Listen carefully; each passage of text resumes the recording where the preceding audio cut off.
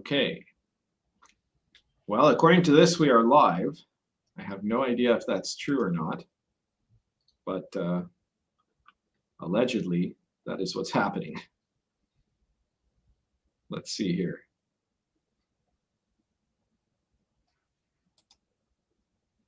All right, yeah, I think we are live.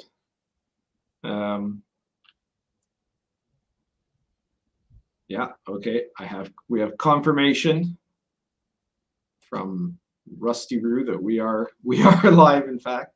So as usual, I'm gonna give people some time to come into the chat, because you know, I don't have any of those fancy introductions like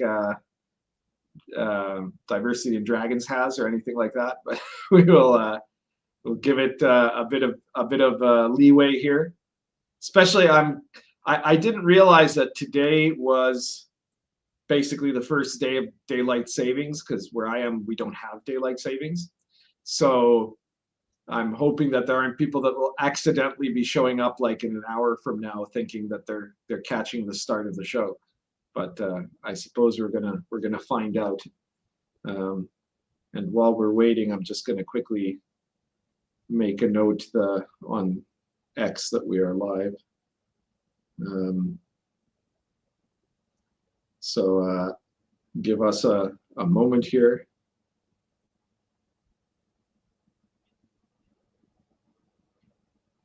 We are live right now. No, just we are live. There we go. That's better.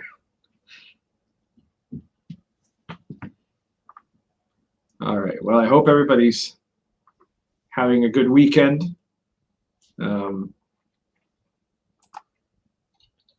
I've been having a pretty good weekend, but it's been a bit crazy in that, like 2 days ago, it was 40 degrees Celsius here, like very hot, unseasonably hot for this time of year.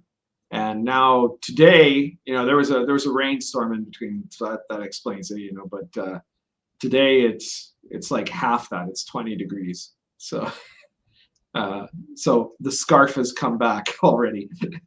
I don't know if it's going to warm up again or if that's the end of summer, basically. Captain Nolan says, "What's the deal with the name Casimir Urbanski? Is that your real name?" Yes, that is part of my real name. I have a very long name. Let's put it that way.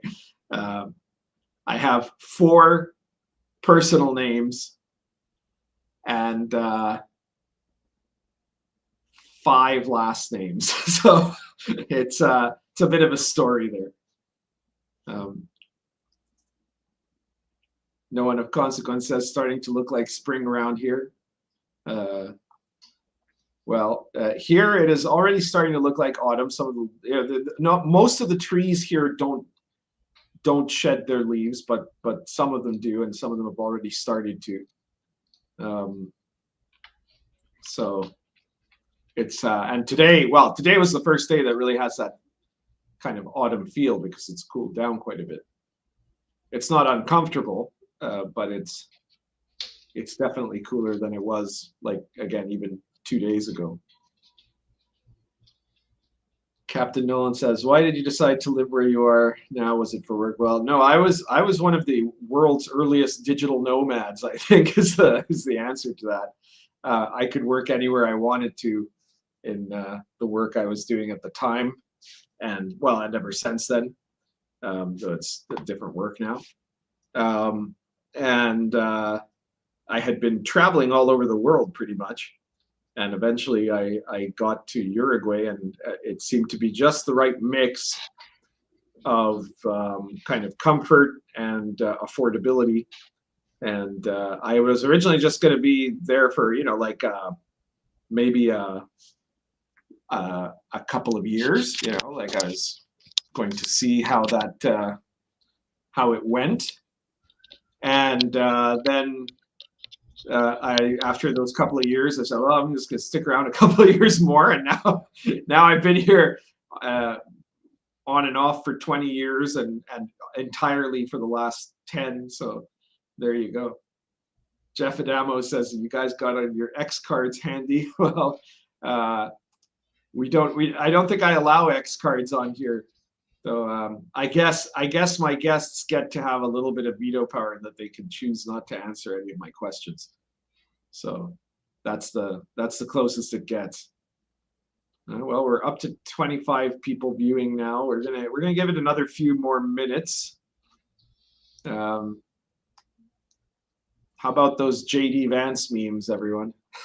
I've been looking at those, and I really don't quite get it. I've got to admit, I try to keep up with what all the crazy kids are doing these days, but that's it just seems kind of. I mean, it's silly, but of course, I guess it's meant to be silly. But I saw this article today that what was it? Was it from I think it was from the Times. That was like completely confused because they were like, people are making these funny memes about JD Vance and they're all people from the right. Does that mean they hate him? They don't know what's going on.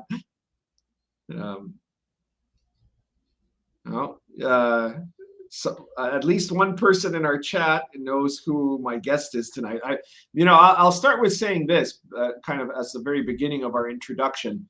When I started the RPG Pundit encounter, I had right from the beginning decided that what I wanted to do was to kind of alternate, not necessarily one-to-one, but it's try to in a kind of balanced fashion go from having people that most of you would already know, like guys like Alexander Macris and Sandy Peterson. You've seen these guys already in the previous episodes of the RPG Pundit encounter, who are like big names in the hobby. And then I also wanted to promote up-and-comers, both in the sense of OSR YouTubers that were not as big as my channel, and in terms of people who are game designers or supplement designers or whatever, publishers in the OSR genre. And so that's how I had Driving and Dragons, and I've had the Evil DM, Rob Alderman. I mean, he's somewhere in between. The first time I interviewed Rob, I don't think he was very well known, and now he's pretty well known because of the Cursed North or whatever he's called, the Forbidden North. I forget which it is. His trilogy that he's just at the very end of it. So, yes. Captain Nolan says, how do we get a hold of you? Well, the easiest way to get in touch with me is probably to DM me on X. And barring that, it would probably be to DM me or private message me on the RPG site. So, though I tend to sometimes not check my private messages on the RPG site quite as often because I just forget sometimes. So yeah, that's kind of how to do it. Well, we're closing in on the first 10 minutes here, and we still have 20-something people watching. We'll give it a little bit more time. I'm going to prepare a pipe, if you guys don't mind. There we go. The RPG site link is in the description box, Captain Nolan. It's near the bottom somewhere. Yeah, it's actually the second last part there. It's just www.therpgsite.com.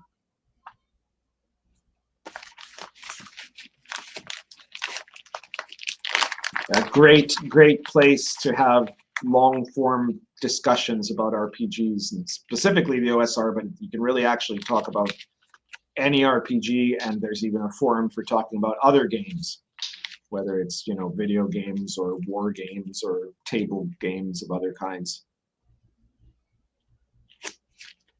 And it might seem a bit old school to some of the youngsters out there, but internet forums were really the greatest venue for doing that. And the RPG site still has a very steady level of conversation there, you know, because a lot of these forums just died once social media, corporate social media took off, which is a pity because, you know, you can't really have, like, we have some threads on the RPG site that are 200 pages long, you know, that are like in-depth discussions, you know, of a specific topic, you know. Yeah, Reddit also ruined forums, correct, Matthew Sinans. But honestly, there is no better format than the kind of message board when you want in-depth stuff. Now, I love, you know, X. I love that kind of discussion as well, but that's not the kind of discussion where you will be able to then later easily reference a whole bunch of concepts and ideas. So, where are we here? Okay, I suppose we should get started now. So, hello, this is the RPG Pundit, the final boss at Internet Shitlords. And this is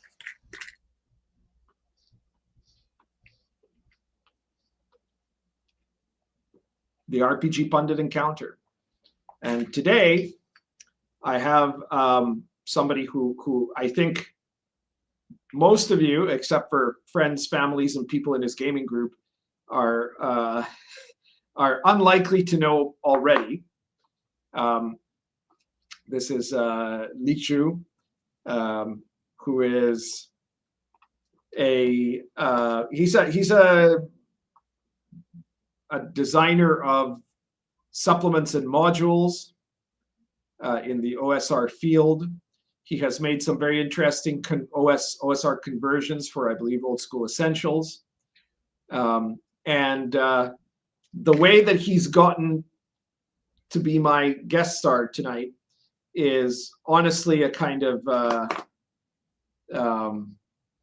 what do you call it? Networking, I guess, in that he is also, you know, I've for many years, I had resisted very strongly running any game online. You know, all of my games were always in person.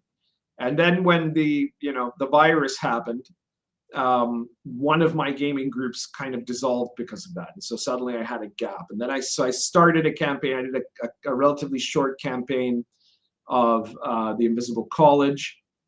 And then after that, I started a campaign of Sword and Caravan.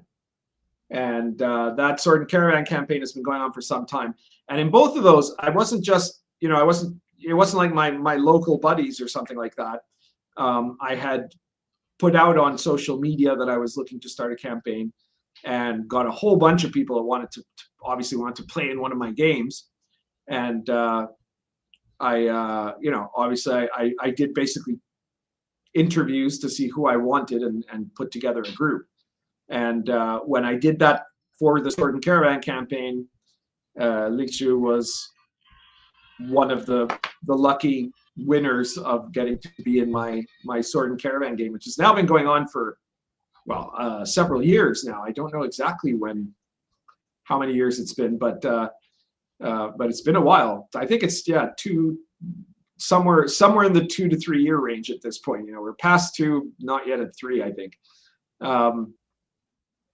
And so, you know, I don't know, it's not nepotism technically, but it's definitely networking that he already knew me. So he said, oh, I've started writing books like for commercial purposes. And I said, oh, okay. So do you want to be on the show? And he said, yes. So welcome, Lixu, to the RPG Pundit encounter. And we will begin by the standard question. There's always my first and last question are always the same questions to each person I interview. So you are quite new, relatively speaking, on the scene when it comes to making OSR product. You've set up your products for sale on both itch.io and DriveThruRPG, if I'm not mistaken. Yeah, that's correct. Yeah. Before that, you've also made some free products that are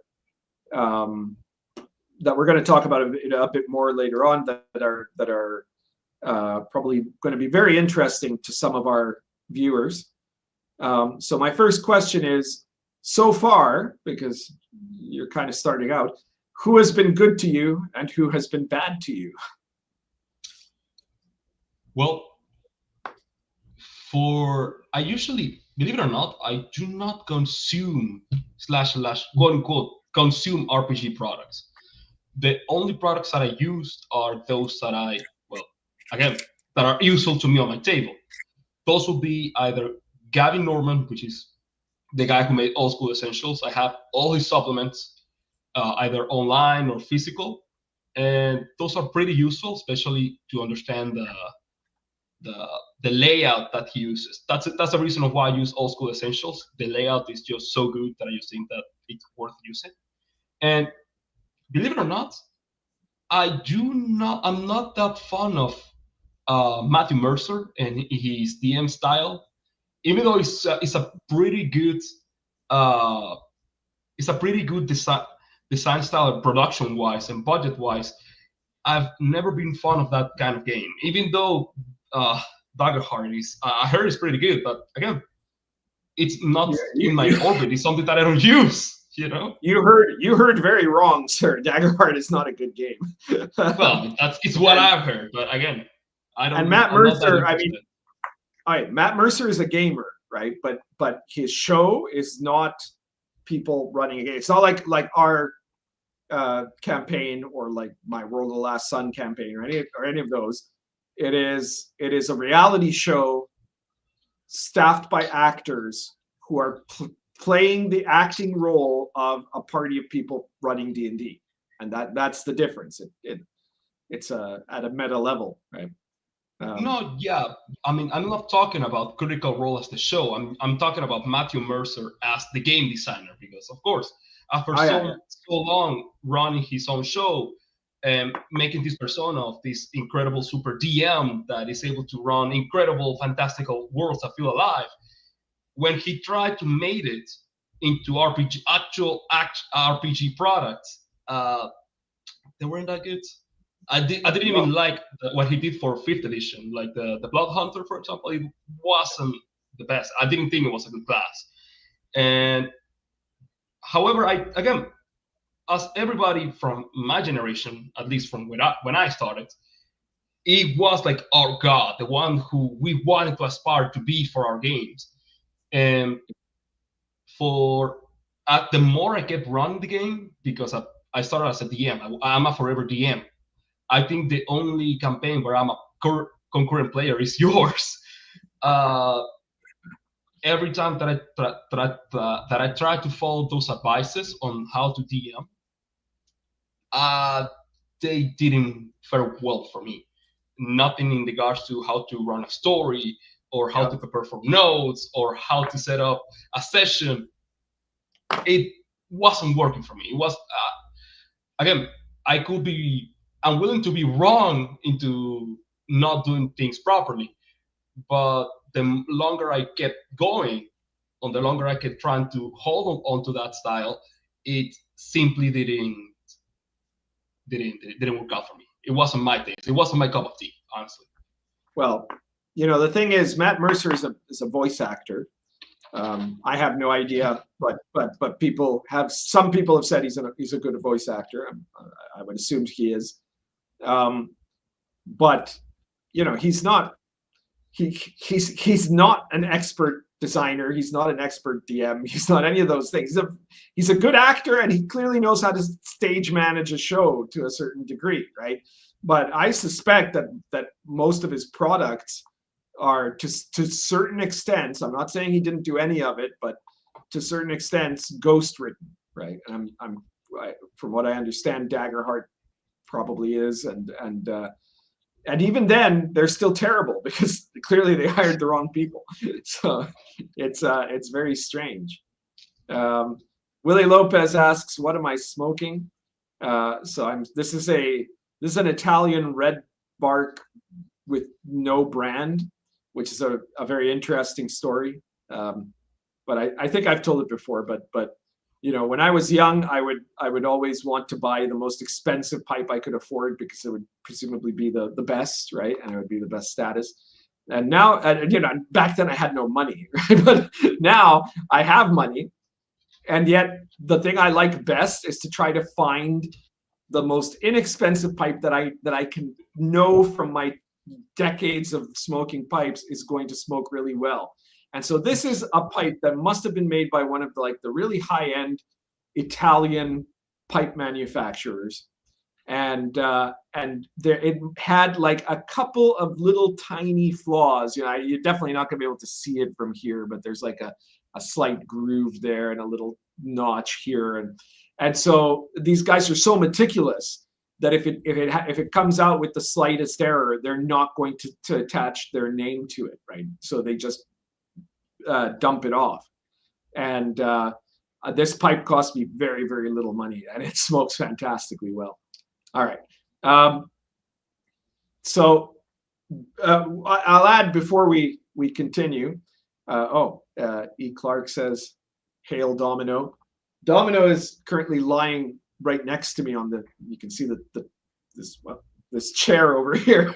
She's just sleeping there on a little blanket on the chair, but I'm sure she'll get up at some point and maybe she'll make an appearance. Jeff Adamo says Missouri Meerschaum. Missouri Meerschaums are fantastic. If you want to test out smoking a tobacco pipe, don't get a cheap wooden pipe. Go to Missouri Meerschaum, look it up, Google it, right? Missouri Meerschaum are corncob pipes. I have several of them. These pipes cost like $12, and because most pipes do cost quite a bit of money, right? Even this pipe costs like $40 or $50, and that's a really cheap wooden pipe, right? but corn cobs smoke incredibly well, and especially Missouri Meerschaums, because they're like the top quality of meerschaum. They're still really, really cheap, and that's what you want to test whether you're going to like pipe smoking or not. And I'm what am I smoking? I'm smoking Argento Latakia. All right, so what I was about to say is, as usual, this live stream is not being monetized as we record live. So if people would like to contribute to the Domino Cat Toy Fund, because I think I'm now, one of the things about having a very young cat is that they need the toys, right? So I'm actually, I used to say the cat food fund, but in Domino's case, it's the toy fund that is the issue.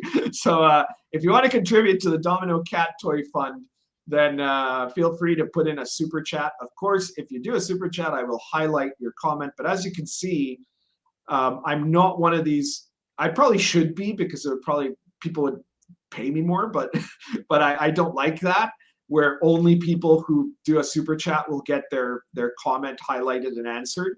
So I'll be looking, and if I see something that's interesting, I will point it out. But of course, if you do a super chat, I will definitely read what you have to say, unless it would get me banned or demonetized or something. Okay. I don't know how we've fallen into this lengthy discussion of pipes that's going on in the chat right now, but because as far as I know, I think one of my friends is on the chat, and he made a question about, "Hey, what are you smoking?" He's well, there you are. But now we've gone completely off the topic of our guest, but that does happen sometimes in this show. I don't mind. Is the tobacco addictive? Well, all tobacco has a psychological element of addiction, but pipe tobacco has considerably less nicotine than commercial cigarettes, where the nicotine is actually enhanced in commercial cigarettes to make it more addictive. This is like, for example, the tobacco I smoke is 100% natural tobacco. There's no chemicals in it at all, right? And that sort of tobacco, it is, you know, I'm not going to say it's not physically addictive at all, because I wouldn't be, first, I'm not qualified to make this comment. I'm speaking as a consumer, not as an expert in the sense of a medical or scientific expert. But it's my experience that pipe tobacco is not the kind of physically addictive form that you might get if you're like, you know, if you're like a half a pack a day man, you have to have that cigarette or something, right?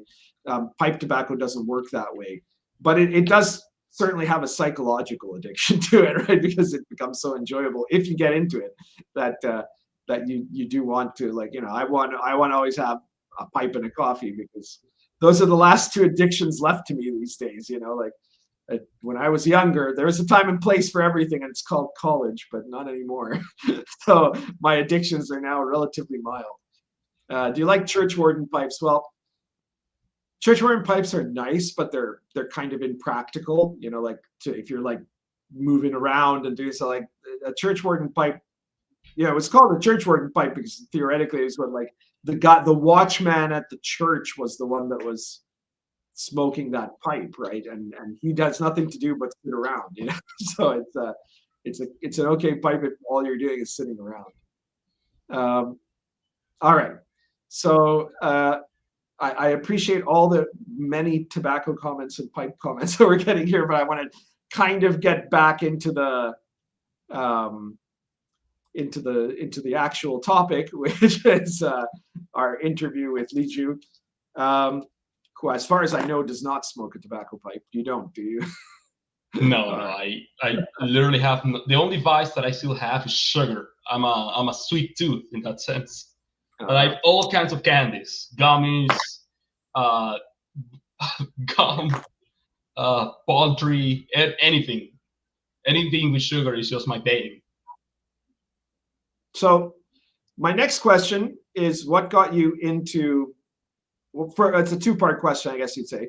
First, what got you into RPGs? And second, what got you into writing RPG products? Well, that is a good question, because I got into RPGs around 2015.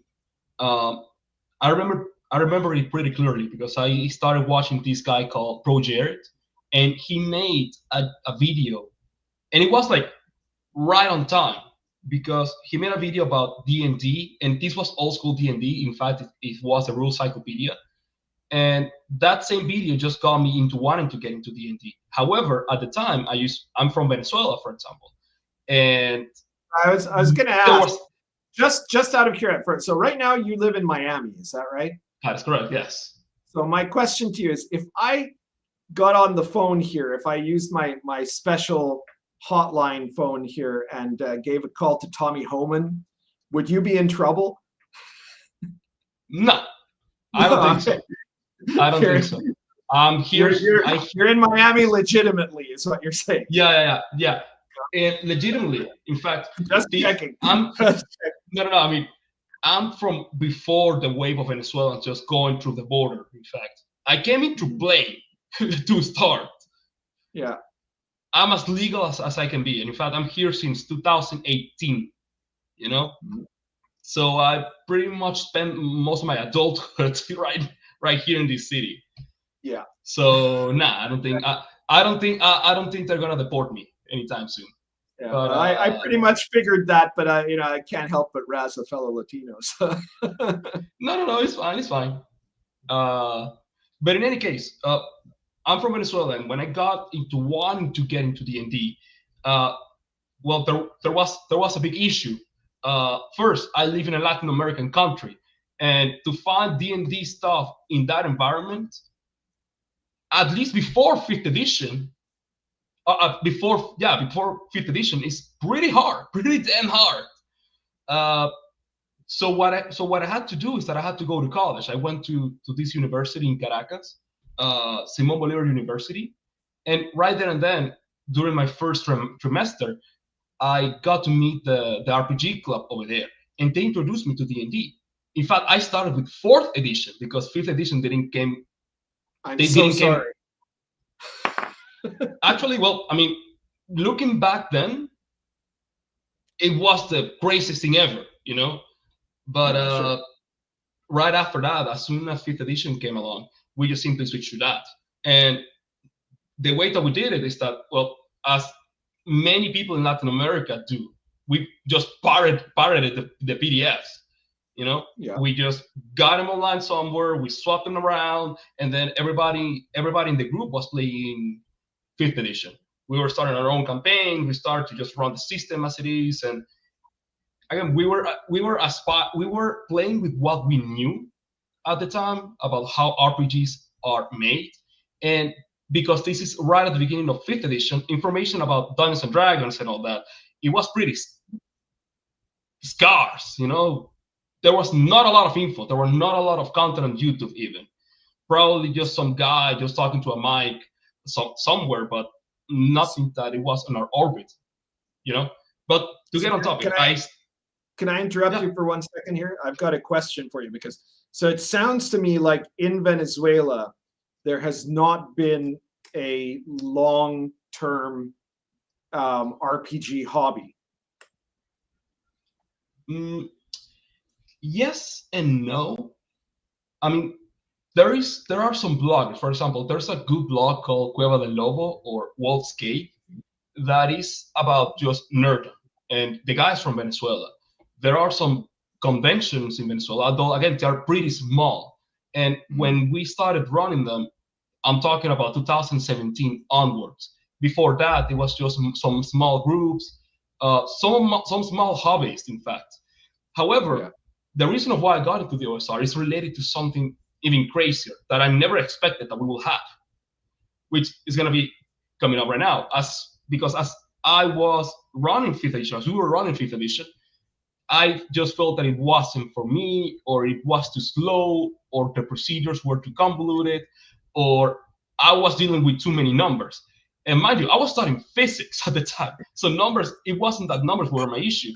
It was that I didn't want to flip books or flip a PDF in and out for roughly like every minute or so, or have combat rounds that last for half an hour. That's where I noticed that probably 5th edition wasn't that good. And then I started like, okay, let's try to do some hacks. And that's something that we did a lot. We started running hacks about 5th edition. That's when YouTubers like Dungeon Craft came along. That's when Matthew Mercer came along, and we started like, you know, trying to find our way in how to play D&D, you know.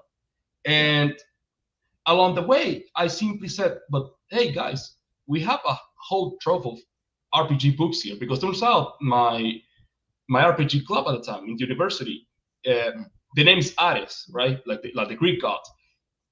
We had like a whole trove, like a whole locker filled with RPG books that date back since the 90s. Every single RPG book that you can think of was there, from GURPS, Call of Cthulhu, 1st edition, 2nd edition, 3rd edition, you name it, you know? And I simply said, okay, yeah, let me just read that. Let me just read that shit. Let me just try it, you know? It wasn't that popular at the time to do that, you know? And that's how I got introduced, for example, to Dark Sun, to the Forgotten Realms, to Dragonlance. We had a shit ton of Dragonlance content over there, I remember. And all these old settings, you know? And I simply just got into that. Which, just to give you an interesting fact, we had one of the first versions of Dark Sun in Spanish, you know? I'm talking about the original Dark Sun box set, which is, if you try to get it online right now, it'll cost you like $200. Imagine the Spanish version, you know? And we all had that. So yeah, just to put it in a nutshell, the Venezuelan state, because that box set is property of the Venezuelan state, has a Dark Sun box set in Spanish. You know, let that sink in. That's funny. It's strange to me that you know, because Latin America is not very uniform, and especially in South America, there's a big difference between the southern cone and everything to the north of it. So like I know that in Argentina, Uruguay, and Brazil, there's been fairly healthy tabletop gaming communities since the 1990s, right? And so like that was one of the things that surprised me when I first came here like 20 years ago. And there was like hundreds and hundreds of RPG gamers, and they were playing all kinds of RPGs, right? But I know that there's other parts of South America where there's like very little of that kind of activity, you know, and so the fact that you're saying that the Venezuelan RPG scene took off only around like 2017 or something like that really shows a big difference. I guess it's probably a cultural thing, but I don't know. I'm not sure if it was like a cultural thing. I think it was more like isolation. Because, for example, I know that the club in university, it was like fairly new. It started like 2010, but it was the successor of an old group that you simply just graduated from college. You know, it's something that happens a lot. There wasn't like this huge continuity in the people taking part of it and keeping it alive, basically. So we just simply had to like restart it. But that was before my time, though. As soon as when I walk in, the group started to like grow a lot, and we started to like associate with other communities, other factions of geekdom, like the people that like Star Trek, Star Wars, and anime. Anime was a huge deal. We had to like partner up a lot with the Yu-Gi-Oh guys in order to get some recognition, you know. But I think anime is popular everywhere in South America, but yeah. Oh no! I've got super. Let me just interrupt you here for 1 second. There's a question from my name. I missed the first 50 minutes. Does it have a YouTube channel or a web page? So if you guys look in the description of this live stream, you will see that right at the top there, just after the intro, there are links to Lixu's drive-through and itch.io sites, you know, where he's got his products, and we're going to talk about YouTube later on. Okay. Sorry. So okay. So you had discovered gaming in Venezuela, and then eventually you got connected to older school products. Yep, that is correct. Especially Dark Sun. I got like crazy into Dark Sun. I just love the concept of the setting. That how it wasn't just regular D&D, and second, how it was connected. I saw a lot of parallelisms of Dark Sun within the Venezuelan society, believe it or not. And I just simply connected to it. It is my favorite D&D settings, or at least my favorite official D&D setting. And obviously I wanted to run it. Why? Because second edition, it's not my favorite edition to run, even though I can safely say I can do it. The reason why I got into RPG design was because I wanted to run Dark Sun. The issue is Dark Sun, it's not easy to run with 5e. 5e didn't even have psionics, which is one of the pillars of the setting.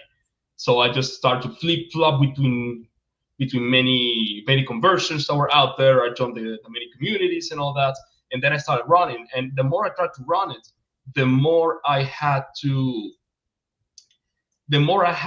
come to terms that 5th edition as a system, it's simply not compatible with Dark Sun. It simply sucked because Dark Sun, the premise of Dark Sun is that you are an Ubermensch from the get-go. And if in 5th edition you are already an Ubermensch from the get-go, you're kind of like playing an Ubermensch on top of an Ubermensch. So that took me to a time of my life. It was like after I left Venezuela and I came to the States and all that, where I joined a huge Dark Sun Discord.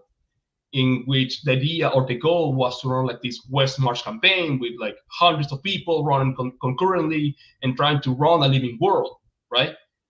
And that's really when I started to butt heads, not only with the guys in the community, but also with the system specifically. It was to begin with, it wasn't a matter of, first, this guy is not running Dark Zone as he should be. Why? Because this guy is literally trying to say, oh yeah, because we gotta be more powerful, we gotta start at 9th level. Yeah, but we're running like 1st level quest for 9th level people. That doesn't add up, you know? But it was in control. The guy was in control. And then he started just doing a lot of stuff that wasn't Dark Zone. He tried to like, the guy, he was like the super feminist ally, super progressive, let's be nice to people. And I was like, this is not Dark Zone, okay? You don't have to be a dick and start calling people slurs, but being all nice to people and be all friendly and trying to run this kind of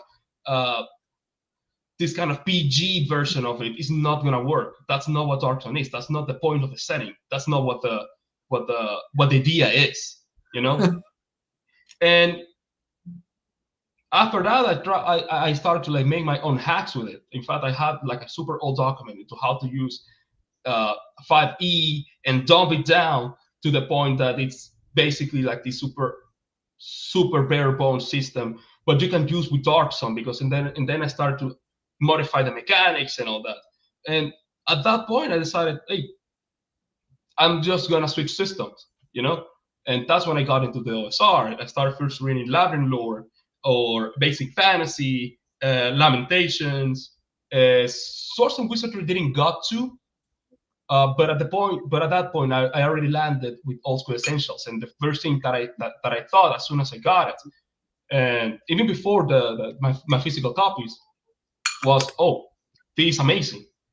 Why? Because I don't have to start flipping through the book or reading long paragraphs or start doing inference upon what I'm reading in order to run into the table. I can just simply read the text, and it's easy to show, and it's highlighted, it's in bold letters, it's in a 2-page spread rule set, you know. Yeah. And I said, okay, I want to run Dark Zone again, you know. And that's when I run into the idea of, hey, what if I try to make Dark Zone into Old School Essentials? And that's when I got into the idea, okay, let me read the setting. The setting is super close to it. This is BX. The other is 2nd edition. It might not be too hard. Well, first of all, Old School Essential is special in the sense that it has that it uses race as class instead of race and class. Like, you choose your race and then you choose your class. No, because this is BEGMI or this is BX, you can basically play an elf, a dwarf, a halfling, and that's a class, which is something that Dark Zone does not have, because, well, it was made right after that design principle was abandoned. So I had to like retroactively remake or demake, that's a term where you try to go backwards, Dark Zone into Old School Essentials. And then I decided to just share it, because what's the point of having that rule set if I'm not gonna share it? And that's when I started posting on Reddit, and that got a lot of traction. A lot of people were wanting Dark Zone, you know. And I decided to do that. I started doing it. I had a lot of issues because I didn't know bad shit about layout or how to do a document or how to do it professional style. And I wanted to do it professional style because my whole overall principle was, okay, I want to make a game that I want to play. I don't want to be the guy that has to understand his own rules set or flip through books in order to run it. I have to do it easy to an idiot to run, you know? And that's when I met your channel, and that's when I started seeing your content and all that. And it helped me to go along the project. It was like a whole project. I was like working on it for like 6 months, posting class by class or posting mechanic after mechanic. And at some point, it stopped being about simply translating Dark Zone into BX or Old School Essentials. It started becoming, oh, let me run Dark Zone in a way that I'd enjoy, with the tools that I use for my campaigns, with the stuff that I use in order to run Dark Sun the way I intend to do.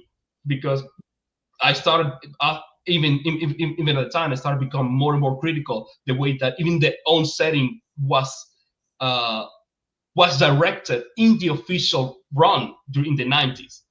And something that probably you know, or probably the people hearing this knows, is that, well, Dark Sun is a very awesome setting that started with a very awesome idea, and then it doesn't tell you how to run it. It doesn't tell you how to make a sandbox on it. It doesn't give you tools in how to create locations in it. In fact, it just gave you like these amazing box sets with all these amazing ideas, and then it launched you directly into the meta plot. That it was like this super story-based kind of game, super railroady, and then it destroyed the setting. Unfortunately, Dark Sun showed up at like the peak moment of when TSR was making more money off of novels than off of the RPG products. And they had made a whole bunch of novels. And so, I remember this because I was there when Dark Sun, I bought the Dark Sun box set when it first came out, right? And I thought it was pretty good. My favorite was always the Mystara, which is the world of the Rule Cyclopedia. But I liked Dark Sun. And except for the psionics rules for second edition, which I always hated, but I thought it was pretty good. And then suddenly it started coming out with the supplements and then the update and whatever that was based entirely on the novel trilogy that they did, and that novel trilogy fucked up Dark Sun completely, right?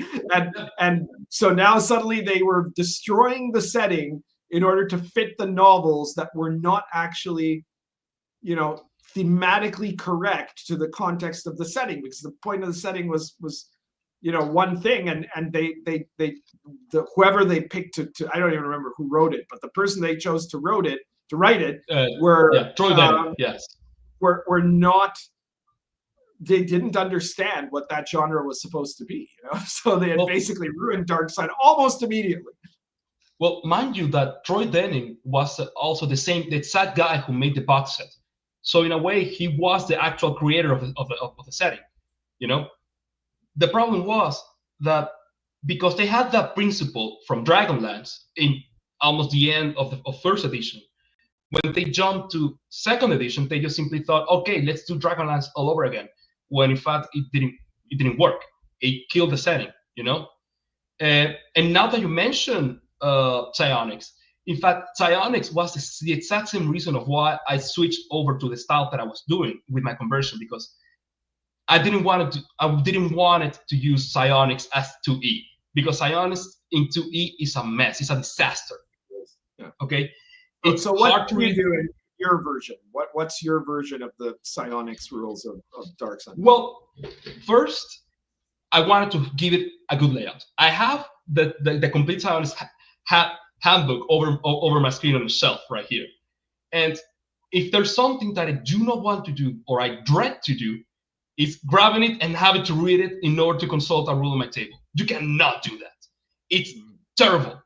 It's actually terrible to do it. You even have to use highlighter in order to get the main idea of what they were intending with this rule or this power. I didn't want to do that. Instead, I decided to change the overall class. First, I didn't want to use the point system of this power is 7 points, this other power is 8 points. Why? Because again, I'm not bad with math. I'm actually pretty good with math. But I don't want to go on a table and start just doing arithmetics about, I have plus this, less this, minus this, plus this, by this so many times. At that point, I'm just using a calculator. I want it to be easy to understand by a 5-year-old, right? Yeah, it was counterintuitive. Exactly. So the first thing that I said, okay, instead of giving you a certain amount of points to spend powers from, I give you the number of powers that you're gonna cast. Okay. Awesome. But how do I change the amount of that? How do I switch over the power scaling of it? Because certain powers are certifiably more powerful than others. Okay, how about I use a rank system? Meaning that as soon as you level up, or as you advance in levels, you get access to a rank, meaning that you can use a power and then you rank it up. Meaning that because you are level 8, this power that on level 1 is very basic, now is super powerful. And that's something that exists within the rule set. Your psychic power, a psychic power you start with at level 1 will end up being progressively stronger as you level up and be able to accomplish more things. That is correct, exactly.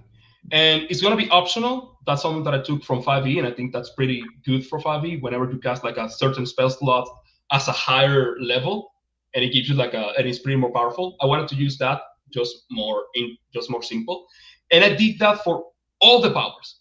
And and after that, I decided, okay, let's choose the powers that I'm going to use. And I started to first read the complete Psionic handbook. That was dreadful. I got some of the material, the third-party material made for Old School Essential that has some psionics. And then I started to make, okay, let's make the all-star list of powers that you can have, like ESP, teleportation, mind reading, clairvoyance, Tower of Iron Will, and all that. And let's make that, and let's cap it out at like 30, 30 powers. I think that's a pretty nice number. It's less than the number of spells. And if you make a psionicist from level 1 to 14, you are going to have, let's say, 20 powers. So you are down from 30, which is nice. You can have different characters that are not the same, And I decided to do that. And right after that, I just did the list. The class is pretty simple to use. It's not super complex. I think it's less complex than Magic, at least for me. I didn't test it, all of it, sadly. I don't have the time nor the people to do that. Sometimes I just run situations by myself, and then I run by what thing for what I think is logical.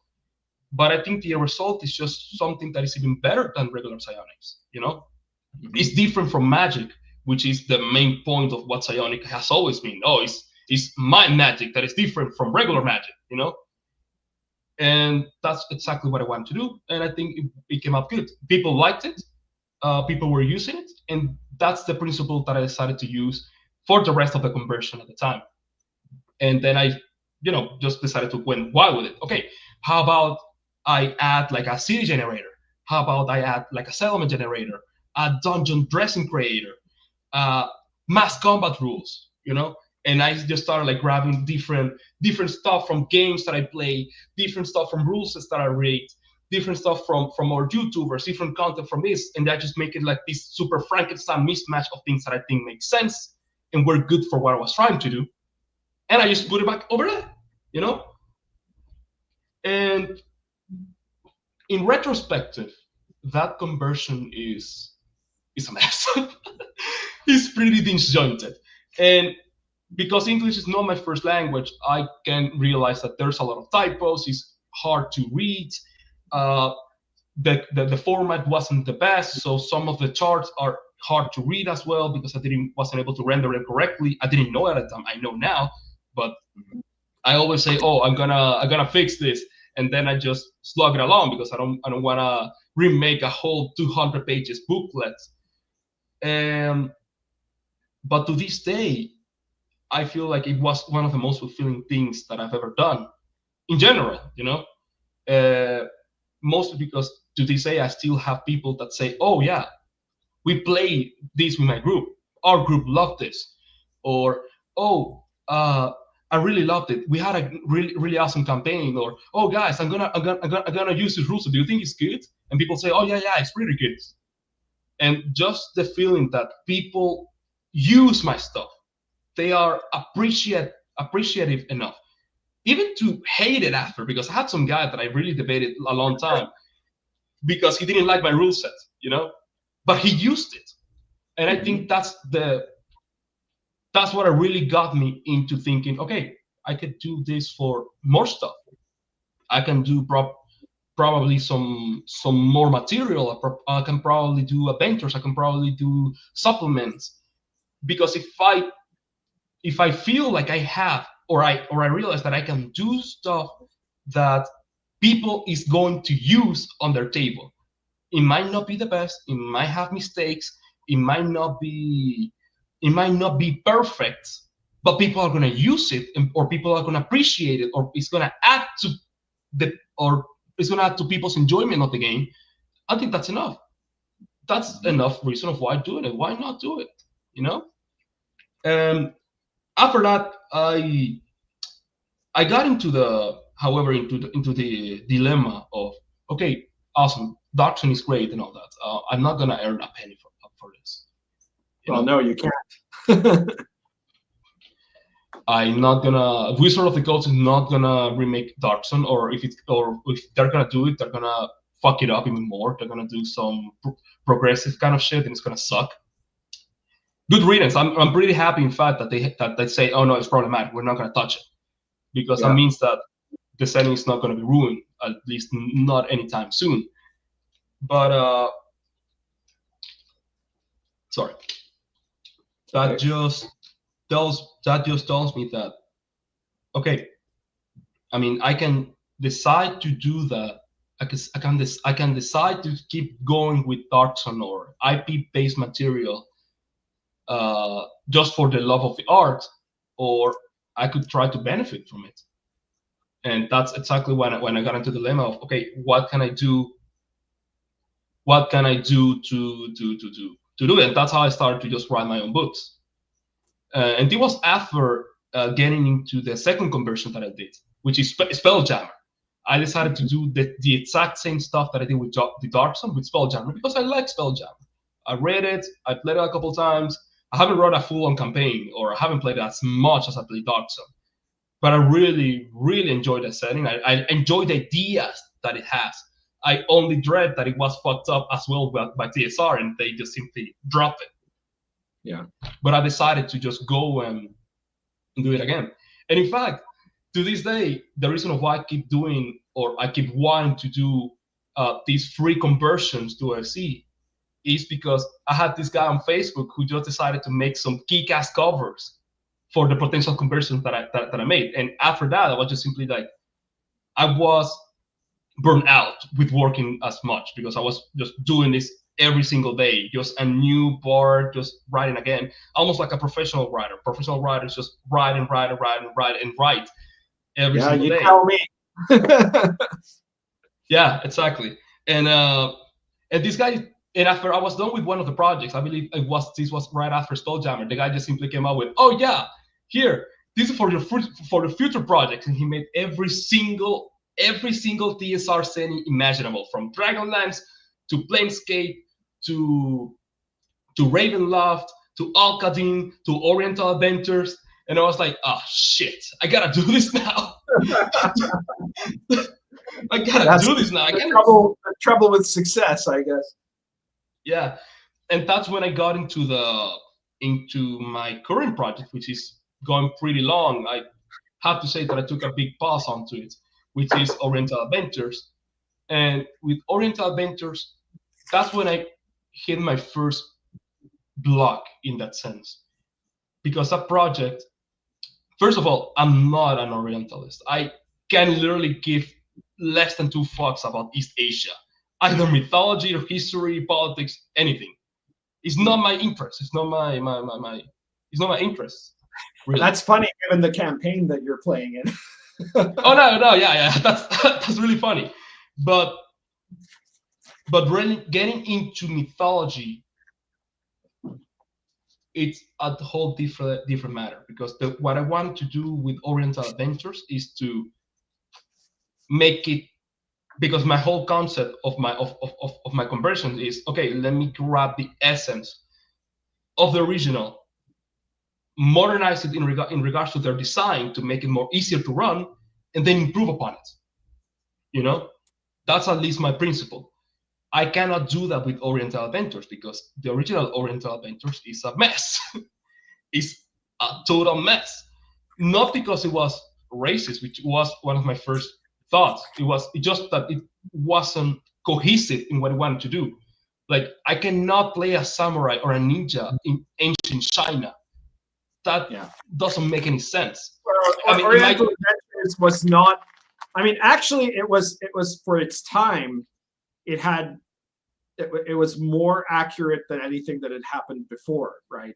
But I agree. It was essentially Gary Gygax writing about stuff that was topical at the time, which was like the Kung Fu TV show and Bruce Lee movies, and all those, all the kind of Hong Kong Kung Fu movies. Yeah, and Shogun, that Shogun was a big deal back then.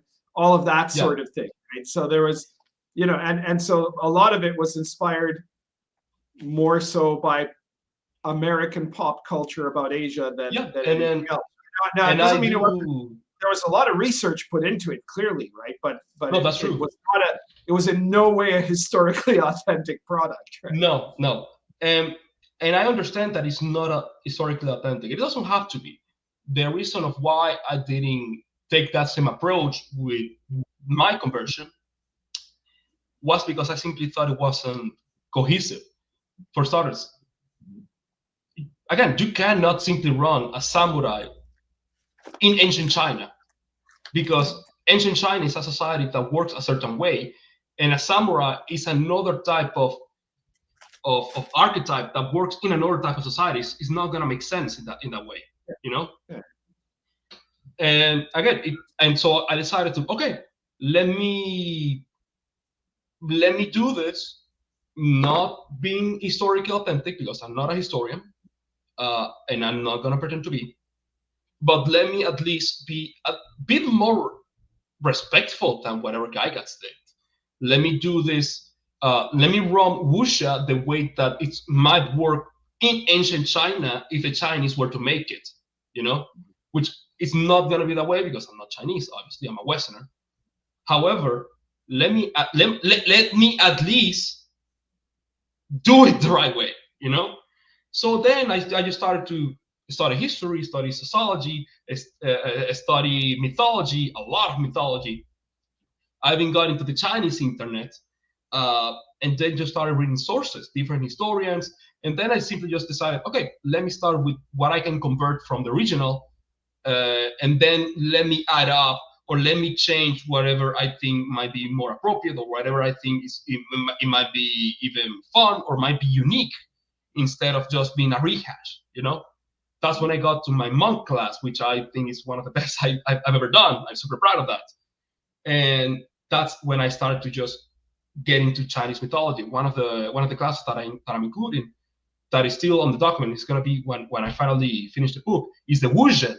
Oh no, sorry, the Wuren, which is a race of divine people with wings that cast magic, and this is from like the 5th century BC, I believe. And I decided to just go with that. Okay, let me just grab stuff from mythology itself and start to converting it, instead of just grabbing TV shows or movies or Bruce Lee and all that, which is super cool.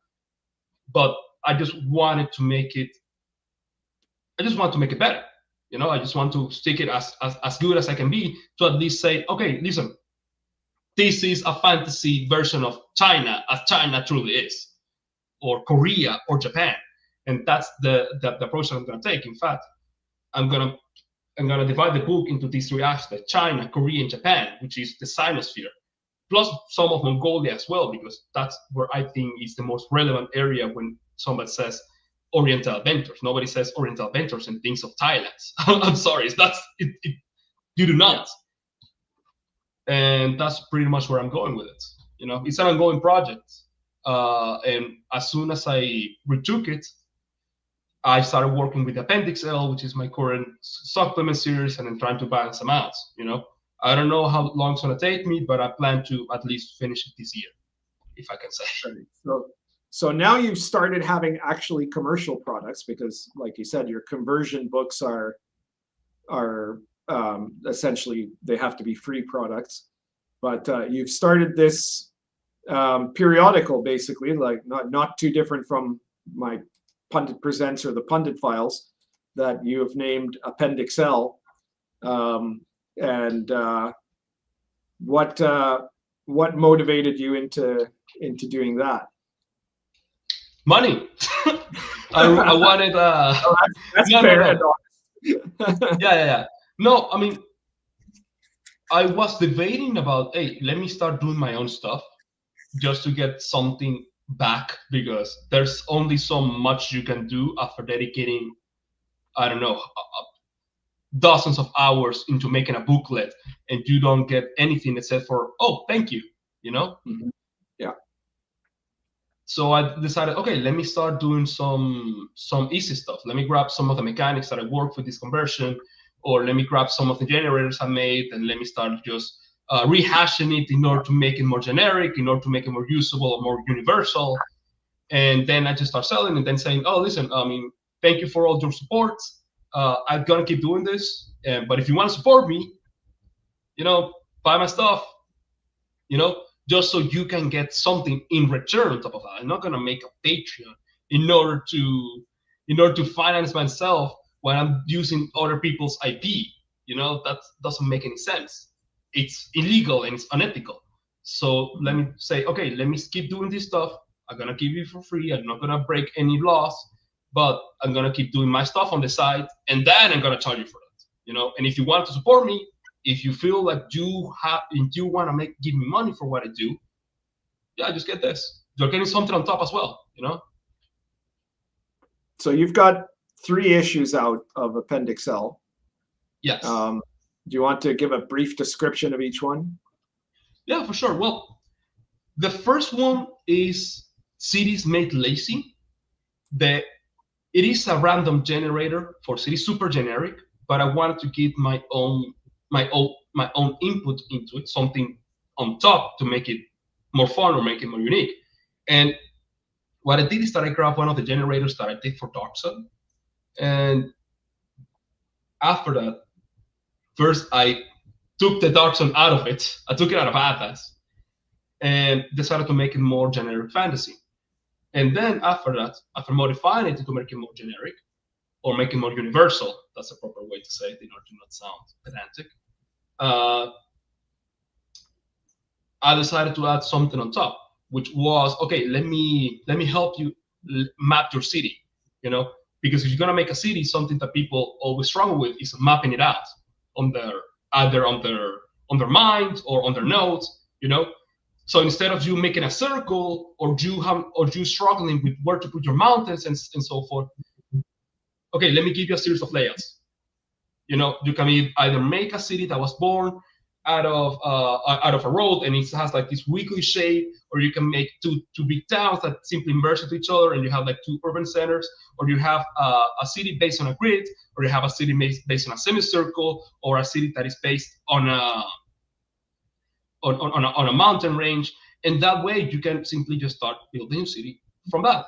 And the reason why I call it Cities Made Lazy is because I time myself using the generator, and the idea is that you can't do it in under 10 minutes, you know, because this is the kind of stuff.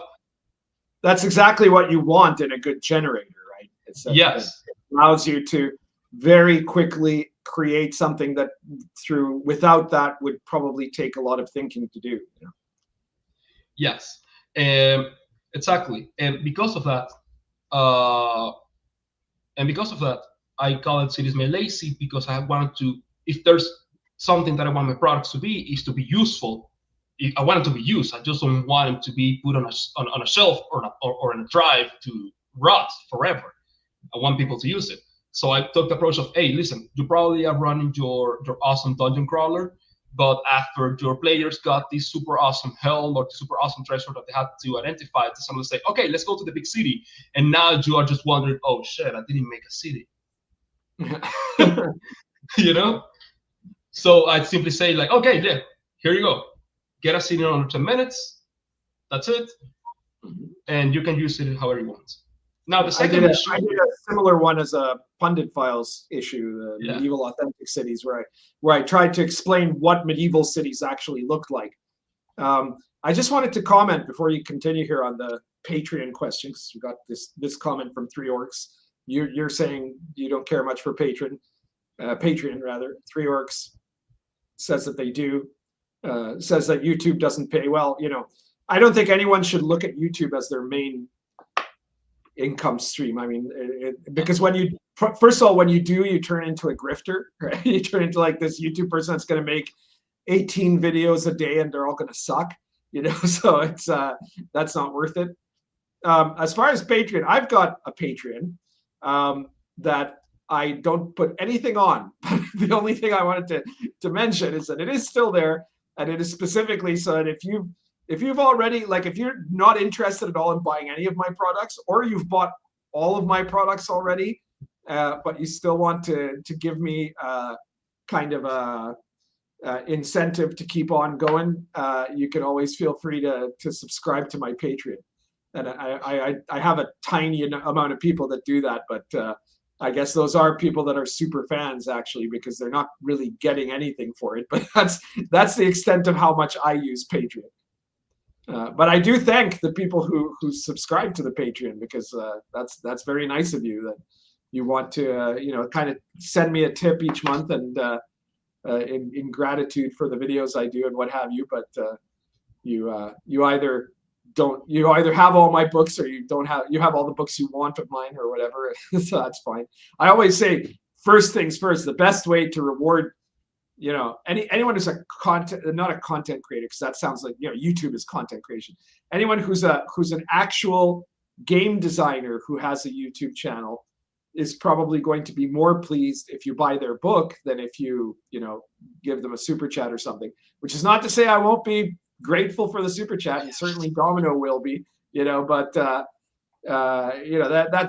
it's. I think it becomes different if you're just kind of a YouTube guy, which you can be, and there are some very good YouTube channels, and that's where things like subscriptions. Like, I don't have subscriptions in my channel, but for example, Diversity and Dragons does, because he doesn't really write RPG products, but he has a really great YouTube channel, right? And you need that, More comments from Three Orcs, who, if I'm not mistaken, Three Orcs is a channel I recently subscribed to because I saw they did a pretty good video. Interesting. Might be worth checking out. If I don't have it wrong, correct me if I'm wrong, but I think that's the same people. Well, this is the type of interviews I like to do, and like I was saying at the beginning, sometimes we have like huge superstars like Sandy Peterson, or Alex Macris or whatever. But sometimes I want to have newer creators, either of YouTube channels or a publishing, or ideally both, that I can highlight and use a bit of my reach to promote them. And so far so good. So sorry, you had told us about your city generator. What's your second one? Well, the second one, it was something that it came up after one of my campaigns, which was a regular OSC for a Final Fantasy III supplement that I did. I did it just to fuck around with the HLIO and think about, okay, how do I make an adventure? That was like my test run, and I really enjoyed it. It was fun. But something that I stumbled with, that it wasn't in my module, was, okay, how do I make an encounter interesting? Okay. And after that, I ran into some videos of some YouTubers that they gave me some pretty interesting ideas about, okay, let's give it like a condition, like probably they're injured, or they're looking for something, or they're looking for, or they're not hostile. The reaction rules are super great, but let's add some spice on it. Okay. In that sense, I decided to, okay, how about I grab the most generic monster in the game and try to make it interesting, okay? And that's when I got into the Deathly Grunts, which is the second issue. Deathly Grunts, it's a term that I gave it to the idea of, okay, let's spice up your regular goblin / troglodytes / gnolls / kobolds / orcs. To me, they're all the same. Let me at the end of the day, let me pause you there for 1 second, because we have a super chat, a $10 super chat from Space Zeus. Hail Pundit and Lixu, excellent interview. I will Deus Volt the silly town in the next game. So Space Zeus is another one of my players from Sword and Caravan, so he knows. We both know what he's talking about. I'll be down for that.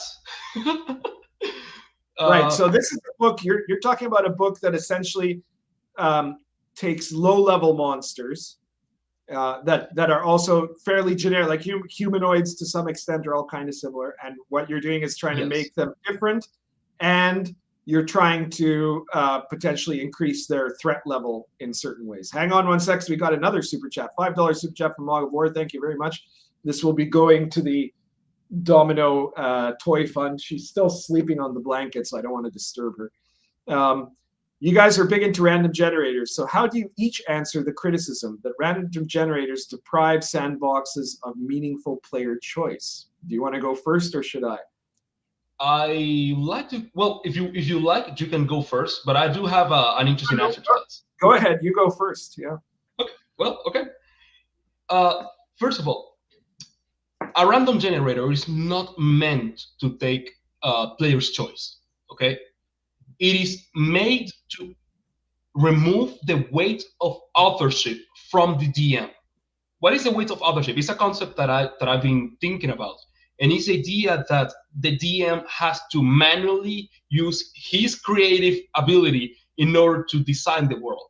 You know, I don't know if you've ever like painted or made music or wrote a novel, but there is a point in which you simply get burned out because you're trying to come up with stuff all the time. You know, when you do it for something as innocuous as RPGs, which again, this is made to be fun. You know, you're not gonna be fulfilled doing it. In fact, it's gonna be a ton of work. You're gonna be starting to think, okay, let's make this city. Oh, who lives in the city? Oh, what's the type of government? What's the name of the king? What businesses there are? What was something cool? And then you end up with a 20 pages document that might as well never use because the players are never going to use that, you know. So generators are not made to limit your player choice. In fact, it is made so you don't have to put your creative force into it. But that's the perspective of the DM, because the players are a different entity from the DM in regards to the game. The players, they do not create anything meaningful within the game itself. They are like inputs. They exist to interact with the game. They can change the world. In fact, they are made to change the world, but it's not like they get there, but it's by their own volition. They, as much as they interact with the world that already exists, that's how they basically interact with it. That's how they create the world. They're not like at the end in which they start like designing everything in the background and start making lists. You know, so I don't think that there's any meaningful choice taken out of it. In fact, they are two separate things. Yeah, I probably didn't make that much sense, did I? No, I think you got it quite right there. So you know, I think you could maybe Mog of War is talking about like random character generation, which is something that you do see in a lot of OSR products, including mine. You know, because I think the same principle kind of applies, though, is that so dungeon masters always have to watch out that they're not just being frustrated authors or movie directors, like they want to be Stephen King or Steven Spielberg or something like that. You know, spoilers, you are not. No, you're not, and what you're going to create is at best going to look like crappy fan fiction or something. And so what a generator allows you to do, if you're talking about a generator from the point of view of the DM of the creation of the world, it means that instead of you know, finding something in your head that you've probably kind of ripped off from some TV show or something, or you know, a novel or whatever, you are instead using the generator to create a bunch of prompts. Right now, you as the DM, you can edit those prompts if you really want to, and adjust certain things. And in fact, you should, depending on how connected the generators are to the world. Right, in Sword and Caravan and in Baptism of Fire, I have generators that are very specific to the setting, and so they usually work very, very well for any DM that's using them, because it'll make sense in the moment of the time, right? But even there, you can still say, well, I'm not going to use this. I'm going to just use this other thing, right?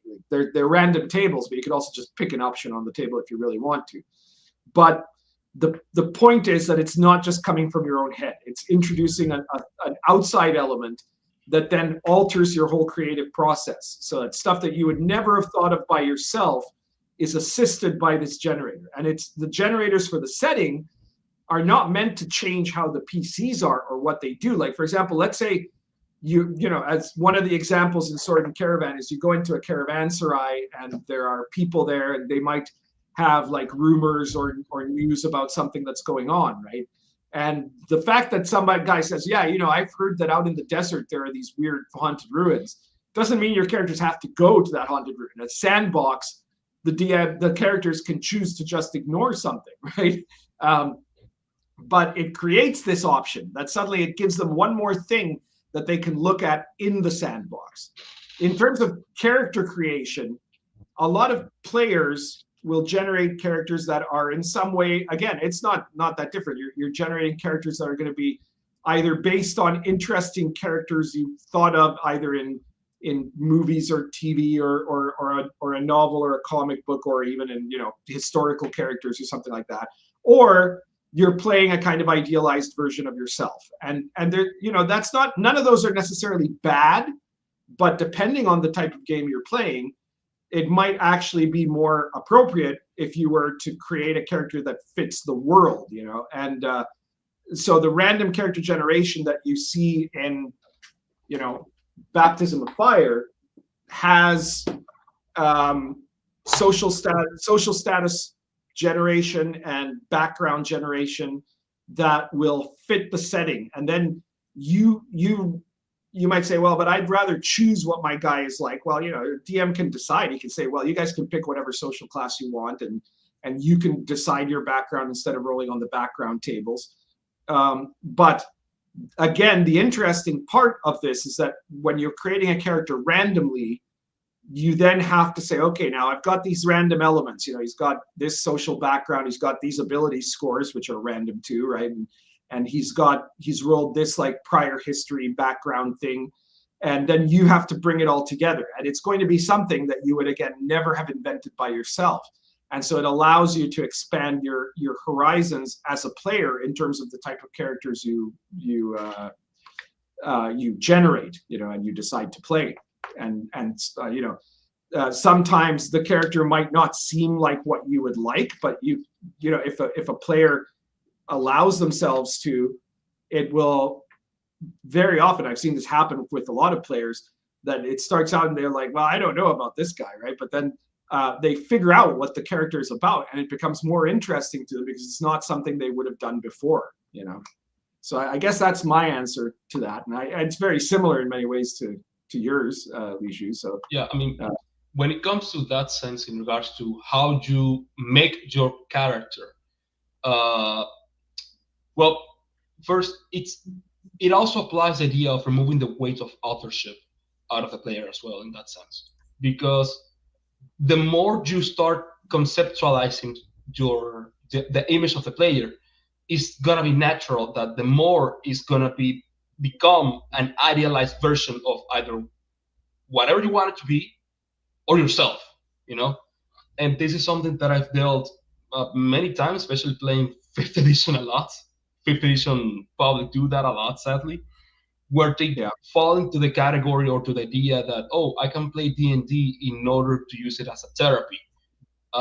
Sorry, it is not. Yeah, no, it's terrible. It like, because for the longest time before, you know, the last 10 years or so, if you were a guy who was just playing basically yourself but as a fighter or yourself but as a wizard, other gamers would kind of make fun of you, right? But now in 5th edition, it's like they're actively encouraging players. They're teaching, you know, one of my playlists is entitled "They've Taught You to Play D&D Wrong on Purpose," right? And they're encouraging people to say, well, your character should just be an expression of your identity and gender and your sexuality and your feelings and all of those things, but like the perfect version of yourself, right? And like that's the dumbest thing you could possibly be doing in an RPG, you know. You should try to be something different than what you are and see how you can get into the mindset of something other than you. In fact, that's part of what creates immersion. Yeah.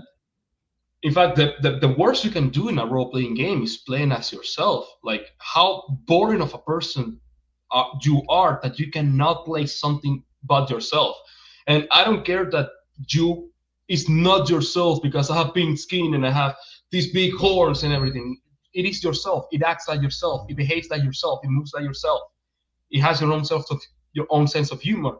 It reacts to things the same way you do. You know, it's an idealized version of yourself. It's a fantasized version of yourself, and we all do have that. The problem is that I think it's better. It's more fulfilling. It's more interesting when you simply let go of that idea of yourself and you start playing something else. Since the very beginning, I started playing things that are not myself. In fact, the one character that I always play in 5th edition is a black wizard. And people say, "Oh yeah, it's like this super dark wizard." No, it's a black lady who's a wizard, you know.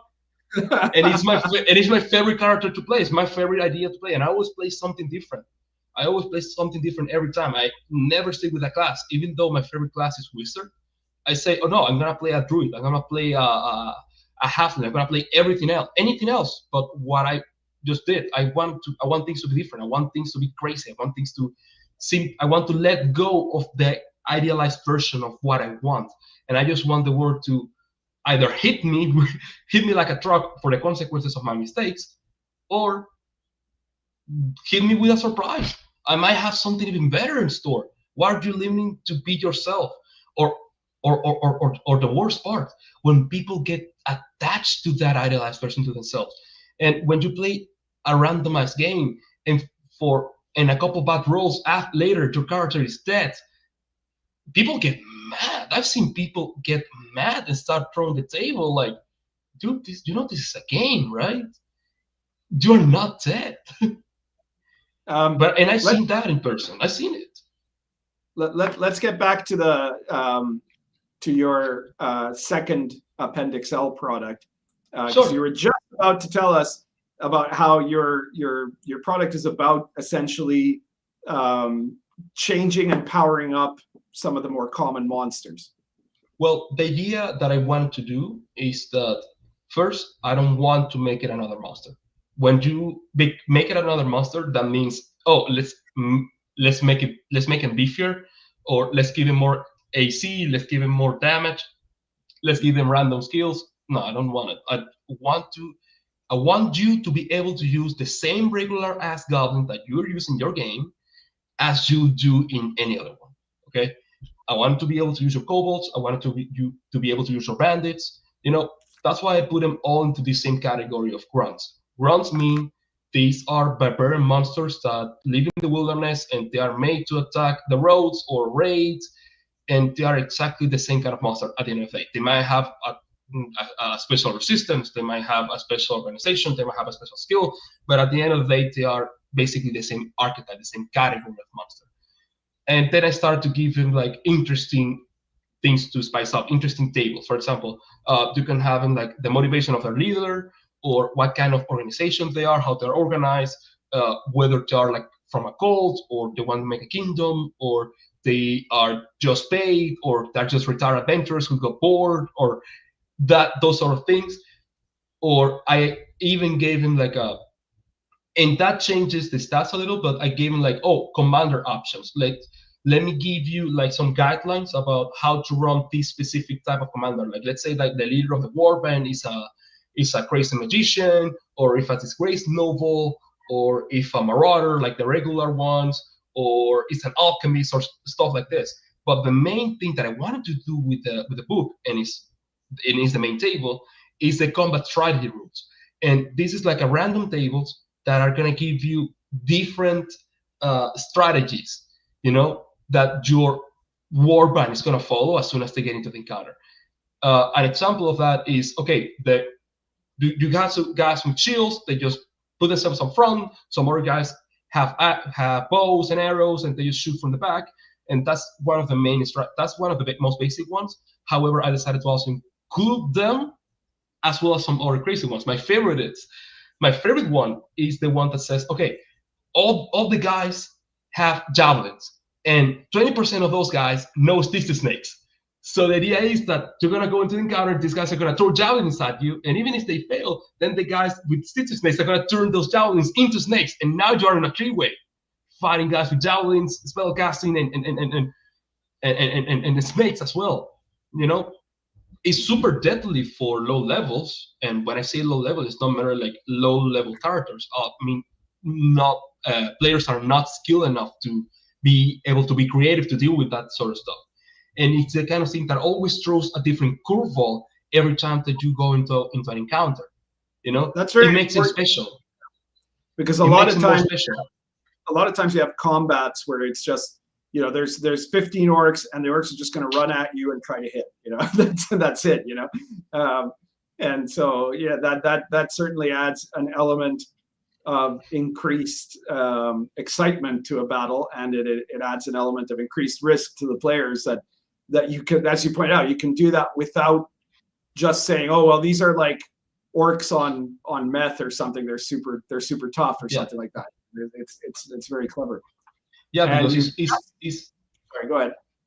No, I was gonna say that it's not a matter of it's not about size. It's how you use it. Yeah, I guess so. And I think you just released your third book, which I haven't looked at. That is called Fane of the Larulians. That is that's an adventure, is it? Yeah, that's correct. The series is more about it's about supplement. It's about supplemental material.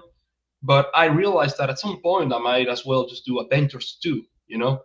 And I'm not saying that I'm this super cool writer or anything, but I wanted to also test grounds with about what I can do if I decide to make an adventure. And Fane of the Larulians is that. I kind of like tested waters with Curse of the Wind Valley, which is like a Final Fantasy III conversion. And I love Final Fantasy III. It was the first game that I played that has like story in it. And I decided to, hey, let's grab this video game and let's make it functional for an RPG module. So I grabbed the first hour of the game. The game is like 30 hours or so. And just run with that, you know, like the first quest that you do. And it ended up okay. People liked it. But now I wanted to do something original. And the Fane of the Larulians is a sandbox adventure. I wanted to make it as basic as possible. It turned out to be super complex for me to do. In fact, you probably noticed that just yesterday during our play session, I was making the book. I was finishing it. You know, I was literally completing the book as we went along because I wanted to make it on time for this for this live stream. And it ended up okay. And the idea is that you, as a group, are connected to this scholar who went to a frontier region. It's super modular. You can adapt it to any setting. To the frontier region outside of the capital that is managed by this disgraced noble family that wants to go back at all costs, by all means, go back to the capital because they lost their status and so forth. But that's irrelevant. That's like the secondary aspect of it. That's the part of the sandbox. They are concurrently for what's going on because the objective of the party is to find out what happened, the whereabouts of this scholar guy that was studying this super strange civilization that is that is told that used to live in Floating Island. And of course, it's not spoilers, right? It's right on the title. The big dungeon or the main dungeon is you finally getting into a floating island that has like a big temple full with tech, and it gets super gonzo. It got inspired by Ghibli movies like Castle in the Sky and Nausicaa, which are super great movies. They're really good. I recommend them. But I just want to go with that concept. Oh, you are on a treasure hunt, and eventually you go to a super crazy location floating in the middle of the air, you know? And I think it's pretty good. I really like that. I really like the result of it. Right. So you can find, just to the audience here, you guys can find, if you see the link in the description to the Lixu's itch.io page, he has there the OSC conversions to Dark Sun and Spelljammer, and he has all three of these supplements. The supplements are available for sale. I believe the other ones are just for free download. And then you also have the products, the for sale products on drive-through. Is that correct? Yes. The reason of why I'm putting my stuff first on itch.io.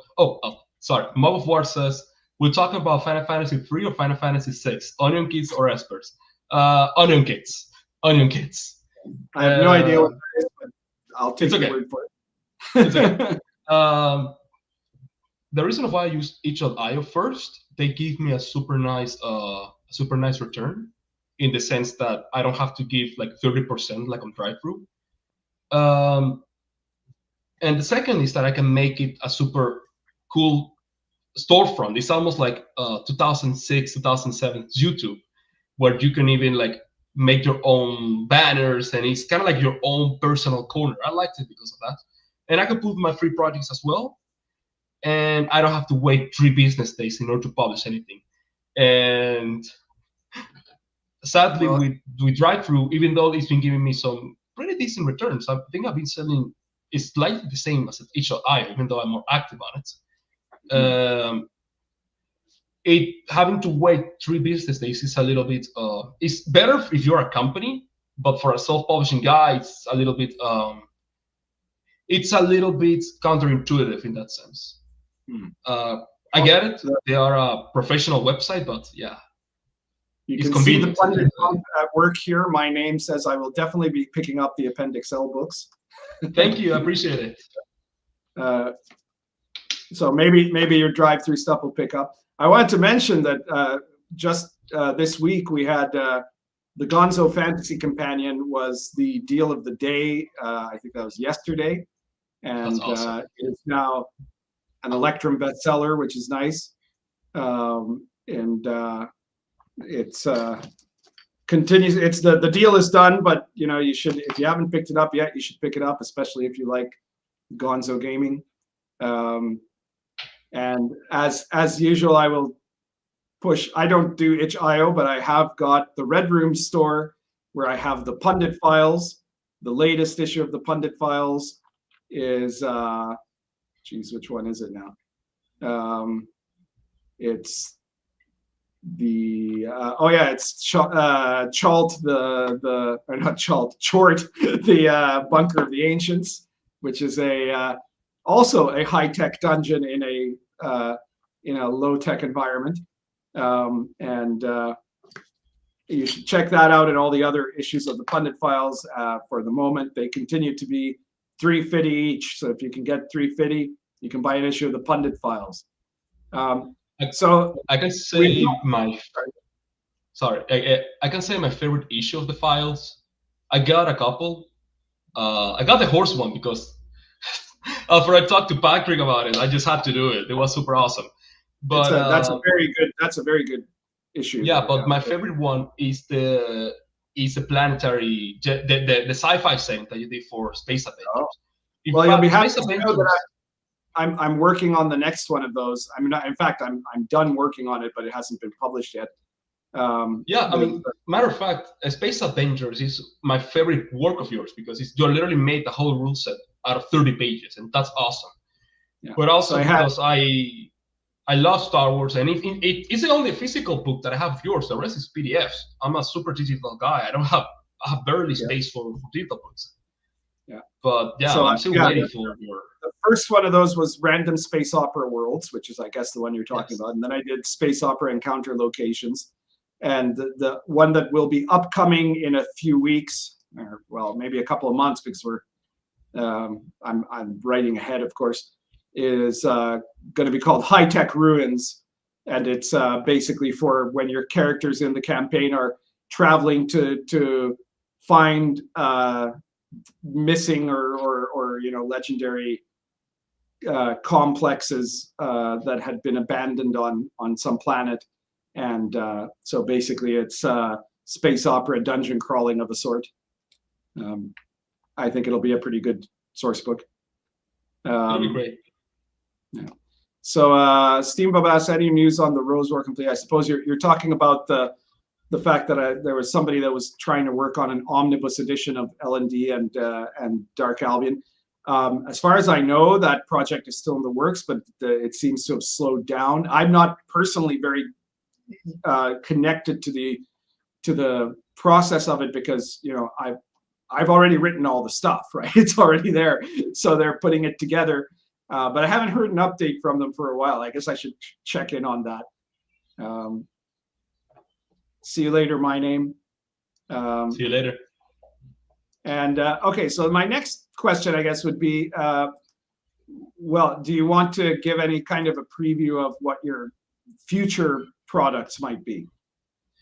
Well, I usually go along as I think of it. Right now, I'm honestly burned out after Fate of the Larulians, but something that I had on my list is that I wanted to do mass combat, and this is something that I did it for Dark Zone as well. I might get inspired by that exact generator or that exact rule set that I had, which was 4 pages. I was able to summarize 4 pages for combat, and it gives you different tactics, formations, siege rules, and army organization. If I can do that in less than 8 pages, I think I'm sold. And I wanted to do it as a challenge, because using OSC is pretty cool, because it gives you like the layout of it, or the format of it, or the style, more proper of it, gives you like certain limitants in how much you can word your rules, but in that sense, I might as well jump into mass combat. I want to do something that is different. I don't want to do Warhammer or battle system. I want to do something that you can use on your table. It's slightly crunchy, but not crunchy enough that you're literally playing another game while doing it. But it has morale into account.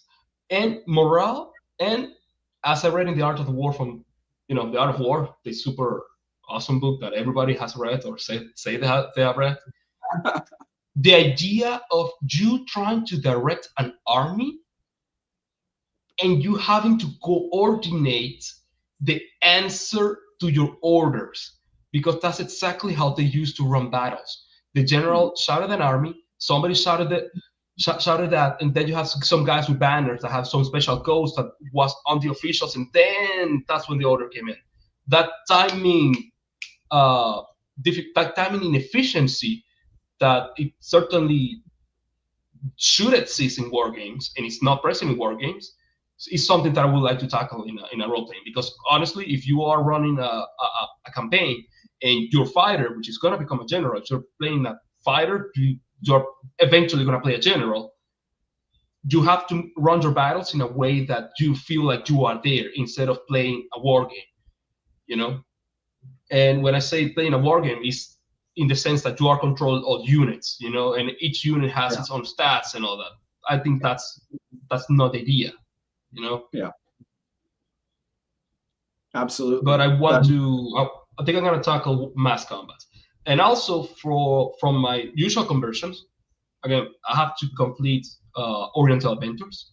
It's going to take me a while. I usually post almost weekly or bi-weekly, depending on what I complete or what I move forward with.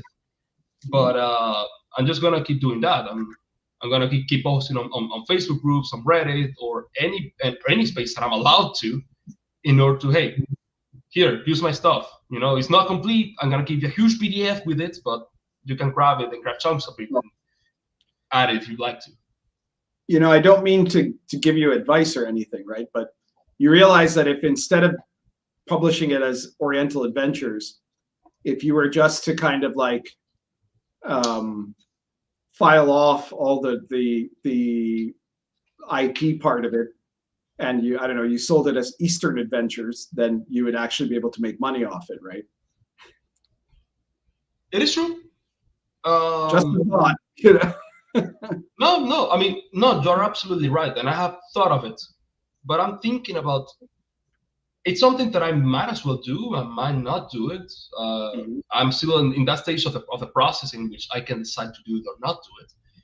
But if I'm honest with you, I like trolling the lefties, because they honestly hate when I post something and it says Oriental Adventures.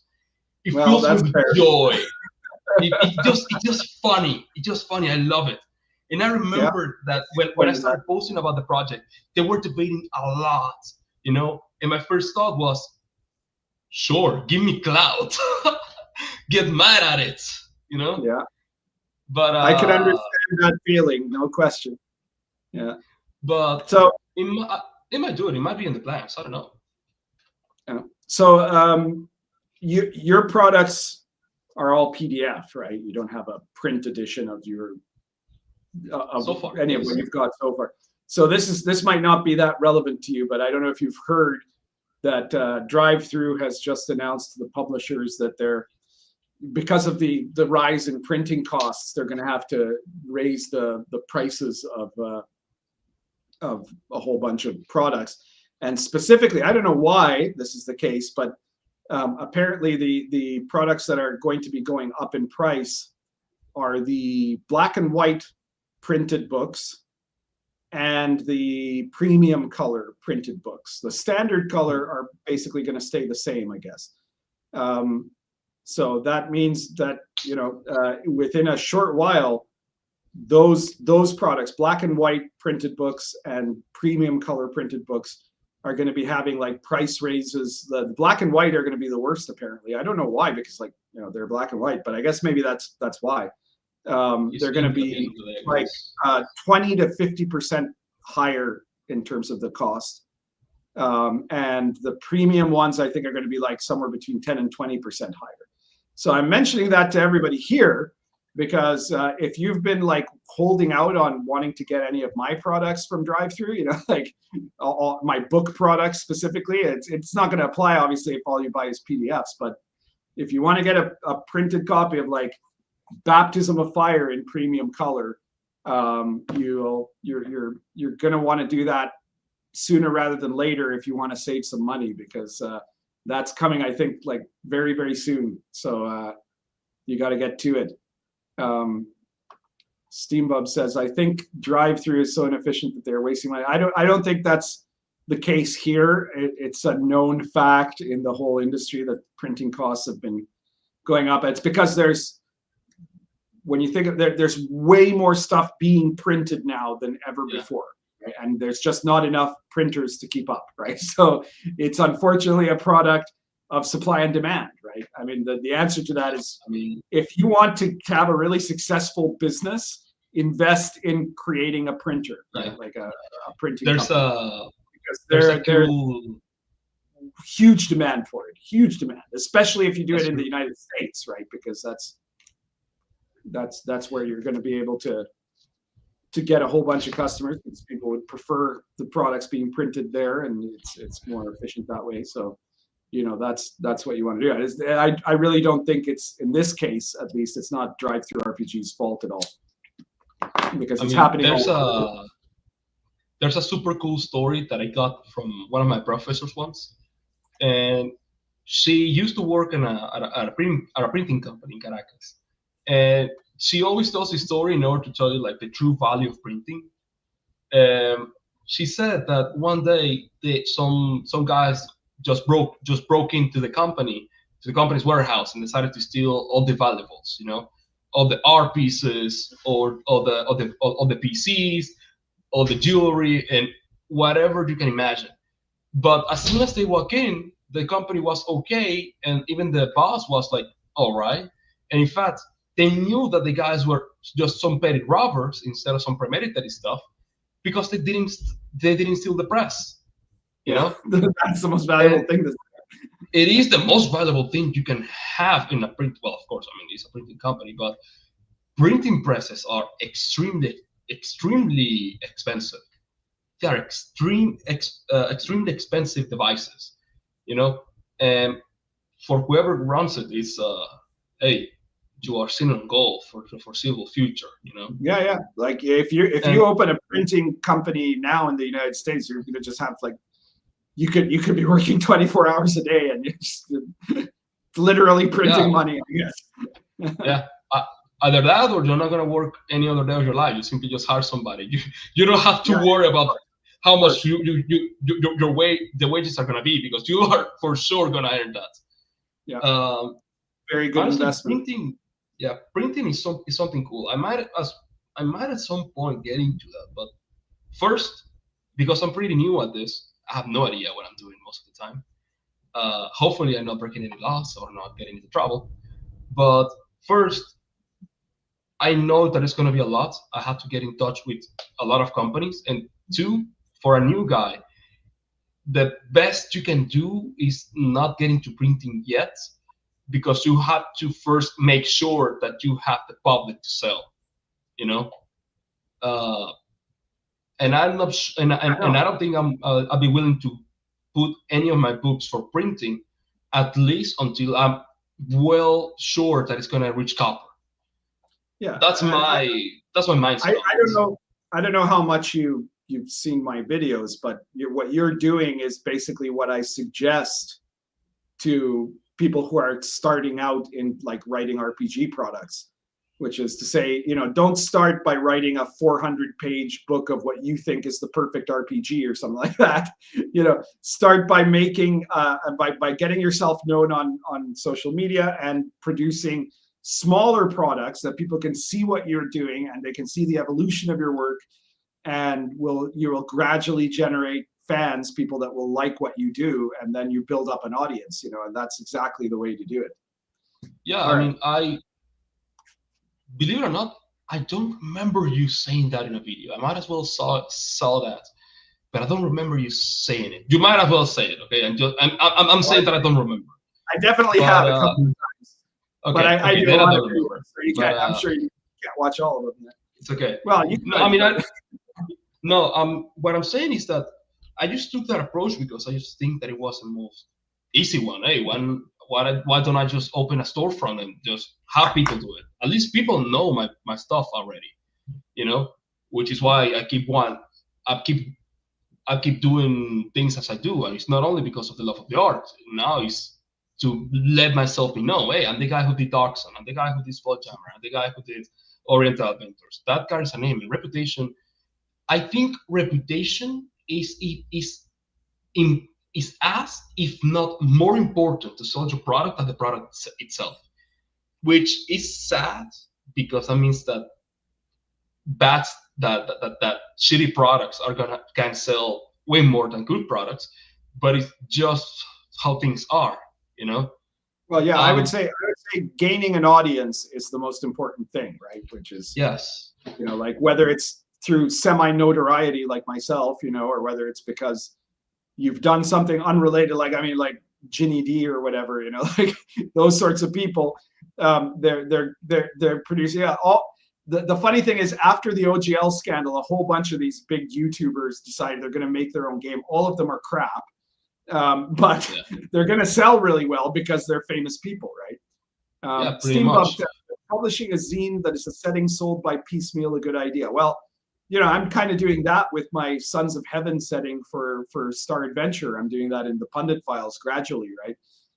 So I think that it's a potentially a good idea. And like the thing is, if you're not already an established name, you want to be sure of thinking of like in what order you do it, because you'd want to make sure it was in a consistent order that would give people a starting point right from the beginning and then build on that, right? So you want to start with something that will be kind of an introduction to the place, and then expand it, right? And make sure you do it in the right order. I'm not sure if I can consider my products as zine, even though they have the same name. I mean, the idea of a zine, which is I know is just an abbreviation of a magazine, it needs to be an editorial. It's kind of like a publication that you do, and for me, if I were to run like a zine, I would make it like as Dungeon magazine did or Dragon magazine did, with users interaction or subscriber interaction or a subscription model. A zine I would think of more like Mad Scribe magazine, for example, right? Which is basically an heir to the kind of Dragon magazine model. Which are like supplements and stuff. Yeah. So let's change topic here. You play in my campaign, so I wanted to have you answer a vital question. The options are wide open. Am I an amazing DM, or the greatest DM of all time? It's totally up to you. You can answer however you like. Honestly, I have to say, no, okay. If I say you are the most amazing DM of all time, that will cut me off of potentially finding the most amazing DM of all time. Fair so enough. I'm gonna say that you are an amazing DM. However, Right. I can tell you that you so far have been the longest DM I'd ever had. Really? Why? Because So it's the longest yeah. campaign you've ever played in. Played. Because I'm a forever DM. Ever since I started, I'm the guy who had to run the game, you know? Yeah. And every time that I have played in somebody else's game, I'm either being an NPC that just was there for that session or just played one-shots, you know? Yeah. My longest campaign was able to go to hit the 5-year mark. And after that, we had to end it after, well, you know, I left the country. But you know, I think your campaign at this point is just became part of my life at this point, you know, because I know that every 2 weeks I have this commitment and I'm gonna have fun with it. Sometimes it might get more interesting, sometimes it might get less interesting, but I know that me interacting or getting into the world of Sword and Caravan is just something that I'm accustomed to do at this point. So in that sense, yeah, you might as well be the best DM of all time, but you're an amazing DM.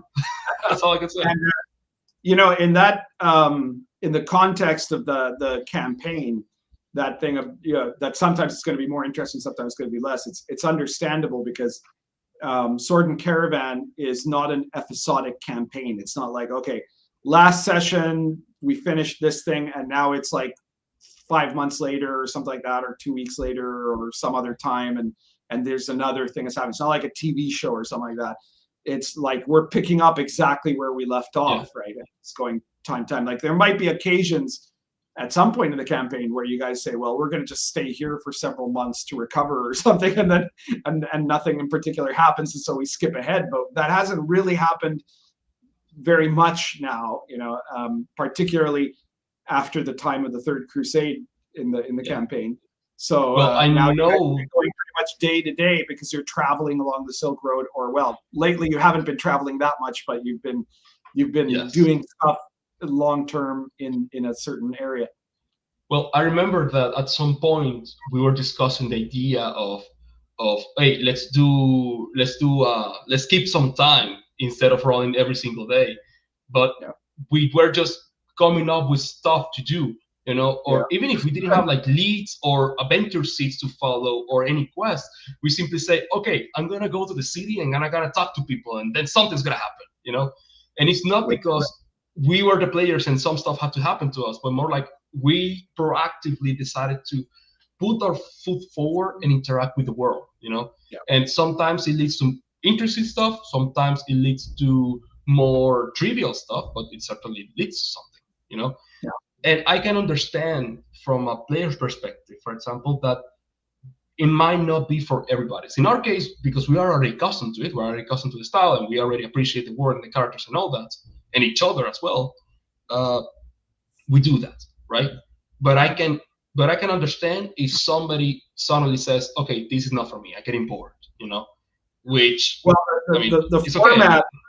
The format of this campaign of Sword and Caravan, which is kind of like what I always envisioned as the default format of the Sword and Caravan as a campaign, is it's what you call a picaresque campaign, which is that unlike most RPG campaigns that are like centered around events in a specific region, this is a campaign where you have the characters are traveling from place to place and going along a journey that is very broadly defined. And so you know, if things get boring in one place, you move on to the next, right? And that means that it doesn't really stop, you know. So yeah, I can see that obviously some people might not find that as interesting as others, right? But if you buy into the idea that what you're doing is exploring this totally different world than the one that your characters mostly came from, I think it works really well for players that like that kind of thing. Well, so I do have a question for you in that sense. in regards to the campaign. Okay. Would you say, because I know that is something that you say a lot, and I do remember that you say that a lot, that the goal of this type of campaign, or the most fulfilling type of campaign, is that in which you play for a long time, a lot of sessions, a lot of hours, and the world simply start to run on its own. It starts to become living on its own. Have we hit that threshold yet, or are we yet not there? Are we not there yet? Well, I think it's definitely running on its own at this point. In that you guys are doing things that affects the world in certain ways, and that as you're moving, one of the benefits of playing a medieval authentic setting that's actually based on history is that there are also world events that happen as you go along, and those interact with you. So yeah, I mean, I think that the campaign is at least for quite some time now has been having all of the qualities of a living world, and there's problems and difficulties that sometimes like continue on through the situation, right? You guys have got problems with Akakatoon, for example. We have trouble with everybody. We've had trouble with everybody. And now you've been trying a new project lately that is got a whole bunch of new problems that come up from that, and so it's there are complications, some of which are due to your own actions and some of which are due to events in the world, right? And that's part of what makes it interesting. And that leads kind of into my question about like, what is it that that has you hooked to Sword and Caravan? Honestly, well, at this point, is the quotidianity of it. When I started the campaign, I had the expectations of, oh, I'm gonna be this super cool hero, and I'm gonna do this super cool quest, and I'm gonna just explore the world and find adventure and all that. And the more I went along, and the more I got traumatized by all the bullshit we did, I simply just got accustomed to just simply experience the world as it is. Getting to, at this point, I just feel like it's second nature for me to play John, and I know that John is different than me in some ways that even I am yet to notice. But I know that they are different than when I am, and I'm starting to enjoy more and more just the overall interactions of the characters and what we do, rather than what we want to do. I don't want this epic super level quest.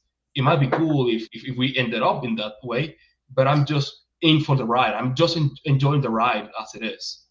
Yeah, I mean, there's been moments where you have done some kind of super epic level quests, like when you rescued the Sultan, and stuff like that. Oh, going to hell, the whole Jean subplot. No.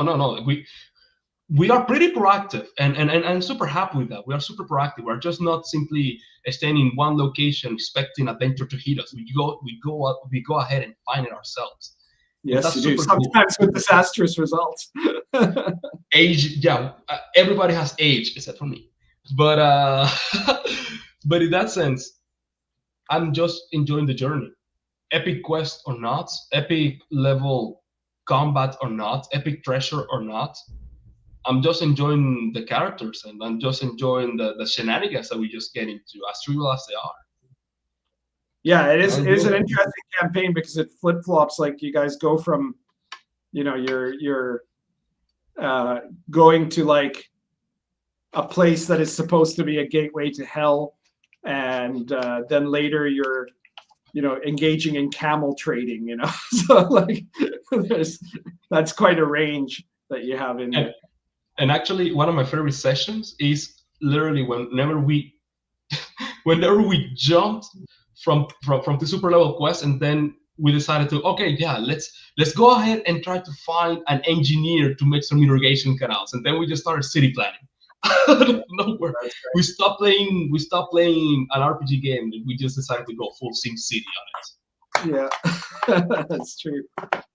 All right, so when I asked you for links and such to put onto the description, one of the links you sent me was to a YouTube channel, which I didn't put on right now because it's empty. The It's YouTube fine. channel Yeah, I has know. nothing on it. So I know. why is it empty? Well, because I used to have that YouTube channel like a while ago. I used to like have gameplays with my friends, but it wasn't that interesting. And for some time, I've started to realize that one, I need more audience. You know, it's I want to gain traction with people, and I've been happy with the people that I've been getting to buy my products. Thank you, buy my products, uh, and all that. But I just getting into the notion that if I really want to grow as a designer or as a creator or as a personality, even I need to get more audience. And the reason why it's empty is that first I haven't done anything on it, and I accept it, I assume it, because I simply just start to flip flop on what I want to say, you know. And I know it's something that, just as with my books, it's something that I just have to go ahead and do it, and something's gonna come up, probably something good, probably something not good, but something is gonna happen. And the reason why I gave it to you, even though it's empty, is that the best way that I work is under pressure. If suddenly I see that I have at least 10 people on it that are subscribed to, I'll be like, oh shit, I gotta do something now. And Well, and it's usually a pretty good way to do it, honestly. I'll add it to the description after we're done the live stream then. I'll see how many people tune in. I'll make my best then. LIXURP is the name of the channel. Yes. And I would say, based on how well you've done this interview and some of the very interesting conversation that we've had, that it's definitely not that you wouldn't be interested in videos of your own. So I would advise you to give it a shot, because you know, you can talk about different subjects and what have you in RPGs and whatever else. I don't know what the audience thinks, but my feeling is that you would probably be able to get yourself an audience. And you know, in YouTube, generally the way you build up an audience is by starting with videos. And you know, I remember when I started the RPG Pundit channel on YouTube. Of course, I had people that came over from, you know, people who followed my blog when I was, you know, back when blogs were a thing. But you know, I remember when I got like, oh, I had 500 subscribers. You know, that's amazing. So it starts slow, and then it starts to build up if you just keep at it. You know. Yeah, I mean, I know it's something that it might be the next step for me to simply grow. You know, right now it's not. Of course, right now I'm not earning a living out of this. I don't expect to earn a living anytime soon, but my idea is that eventually, if I want to develop into this industry, is that I have to start gathering an audience. What's the best way to gather an audience? And start to interact with it. And what's the best way to interact with it? Having your own platform. I have to eventually distance myself more and more from the Facebook groups that I hang out in, or the subreddits I hang out with. If I want to organically attract people that are interested in my products and in me, you know.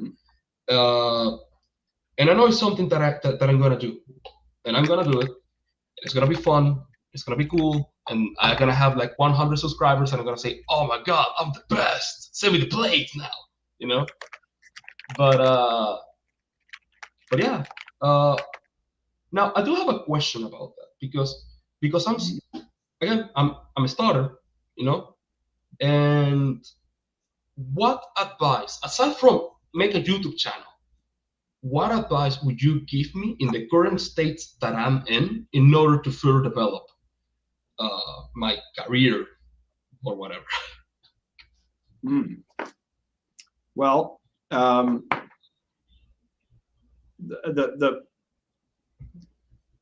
you know, I was going to say unfortunately, but maybe I don't know if it is unfortunate, because it's actually an opportunity that you know, a couple of decades ago nobody would have really had.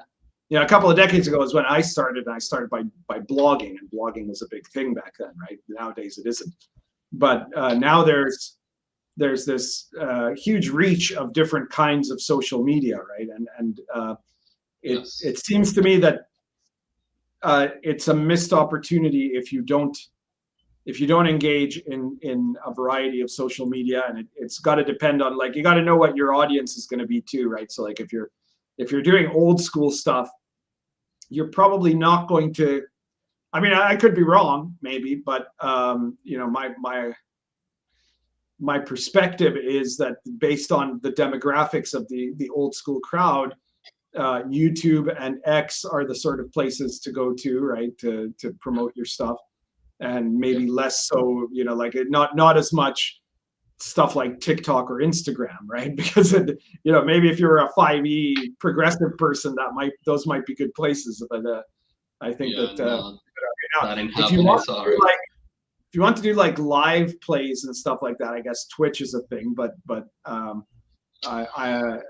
think that live plays as a rule, I don't think if you're actually running real games, they never really have a big audience, and so like they are not that entertaining. Yeah, they're not that entertaining, right? Yes.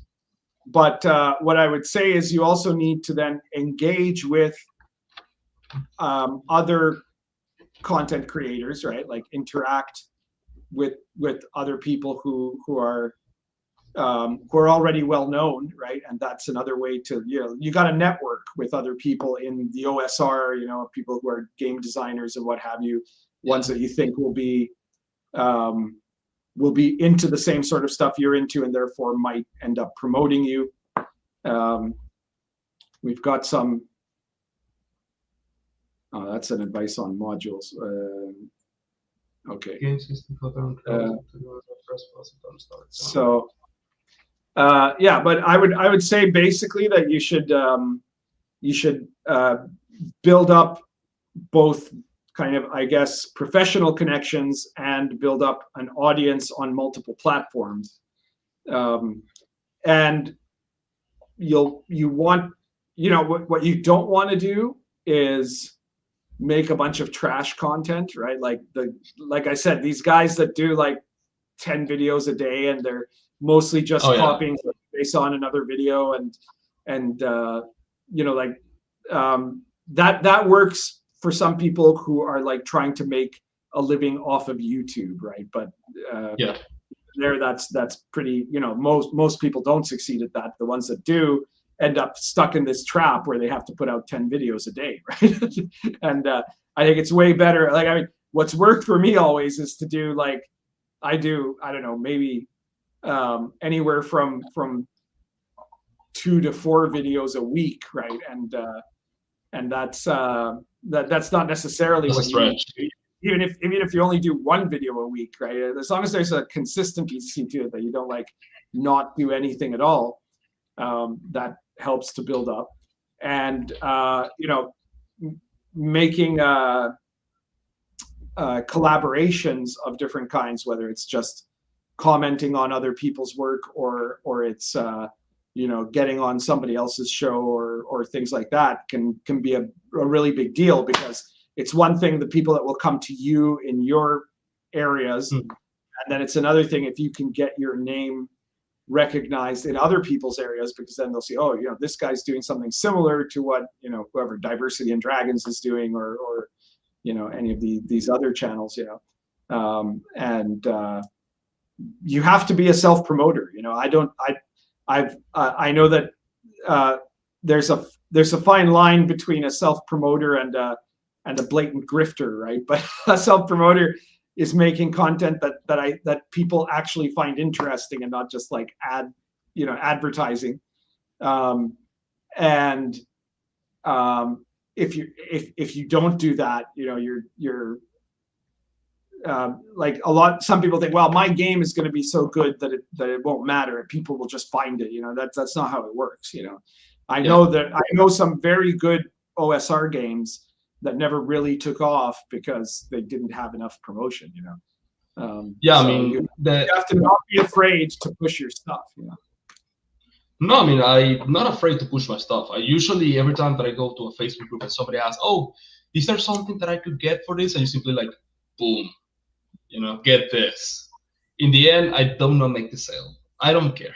I did my part, you know. But in that sense, okay, take the advice in that sense. I mean, I know that I have to get into this. And from the commercial perspective, it's important to just keep producing, right? That you. Oh no, yeah. You know, not trash stuff, because that will ruin your reputation, right? But true. At whatever pace you're doing, like whether you're bringing out one product every 3 months or whether you're bringing out a product every 2 weeks, whatever it is, you keep adding more. Like in terms of the business side of things, the long tail is kind of the secret of becoming a successful RPG producer, because nowadays nothing ever goes out of print, right? Because of print on demand, right? And because of PDFs, right? So you make a PDF, that PDF will sell a lot at the beginning if you promoted it right, but then it'll keep selling a little bit forever, you know. And the weight of those, if you've made 100 PDFs, those PDFs are just going to keep paying forever, you know. So I mean, that's currently my goal with the booklets like Appendix L. My current goal for this year is to make 20 of them by the end of the year, and because I know that if I sell, if all of them go for $3 and I sell 2 every month and I have 20, that means that I might have I lost my math, $120 probably, you know. Probably the math didn't math there, but that's the current approach that I have with it. And with my current writing process, I'm pretty much enjoying it a lot, because I know that I'm always coming up with new stuff, you know. And if I lose track, I know that I can go ahead and just watch a movie and suddenly, I got an idea, you know, and I can make an adventure. But I think making adventures is cool, but I think it's the easy route. And adventures are a dime a dozen. I want to make something meaningful, something that people use on a table, and which is harder said than done, you know. That's another important piece of advice. So I think in your case, I'm not too worried about it. Is that if you are designing product for RPGs, you also have to be playing or running RPGs, right? Like, because some people are like, I'm just going to write a bunch of stuff, and then you find out that they haven't played an RPG in 3 years. Right? No, that's not how it works. That means that what you're going to produce is not necessarily going to be all that useful necessarily, right? Like, there's some people that will still be able to make good stuff that way, but it's much more likely that if you're running games and playing games, that's going to inspire you in new directions as you're going along, right? So that something is an important sort of creative process. That's true. Something that I'm currently doing is that I'm going through my own campaign models or my own adventures using my own stuff. I'm currently going with them. The only factor that may be playing against me is time, because I have a day job, I have a life, you know, I'm an adult, and I may not have the time to run 3 or 4 concurrent campaigns in order to play test every single thing that I do. Yeah. But that's something that I'm at least grab elements from everything that I do, you know. But yeah, I mean, so far I know that I'm on a current good route in regards to the content producing side. My current predicament is the audience caption side, you know. And I think that's probably gonna be solved once I start getting into the YouTube flow, because you said it yourself, it's consistency. You have to be consistent with it. And thankfully, I know that with my current projects, I'm consistent enough that I'm at least doing something whenever I get to my writing desk, you know. But I know that it has to be something that I have to get also to the YouTube flow, and I know it's gonna be a different plan of action. But well, yeah, I think you're enough for the advice in that sense. Something else that I wanted to discuss. What about the idea of working for a publisher or making a Kickstarter? I know for Kickstarter, I'm not doing a Kickstarter anytime soon, because Kickstarter is going to require me to have an audience in order to fund it, and I don't want to deal with that kind of work as of yet. That's but true. What about the idea of with Kickstarters, you have to be very thoughtful about how you set up the Kickstarter. There's a lot of people that made like 6-figure Kickstarters and ended up losing money. You know, just the guy Rob Rob Alderman, the person that was on the immediate episode of the Encounter Before You, has had an incredibly successful trilogy of Kickstarters where he is only likely to be breaking even or making a bit of money on the third one, because the process of you know, the learning curve is very high in terms of like ending up accidentally underestimating the costs that are involved, right?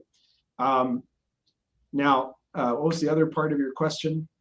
You were saying Kickstarter, working for a publisher or getting into a publisher. Yeah. Well, this is the thing. In the modern hobby, almost everyone publishes their own stuff, right? There are a few publishers that will take on people's work, like in theory Goodman Games, but you're not woke enough for them. And you know, Lamentations of the Flame Princess, but it has to be a Lamentations product, and it has to be weird enough for Raggy to like it, you know. The Red Room, yes, the Red Room sometimes publishes people's stuff, but it's got to be something adequately edgy for them too.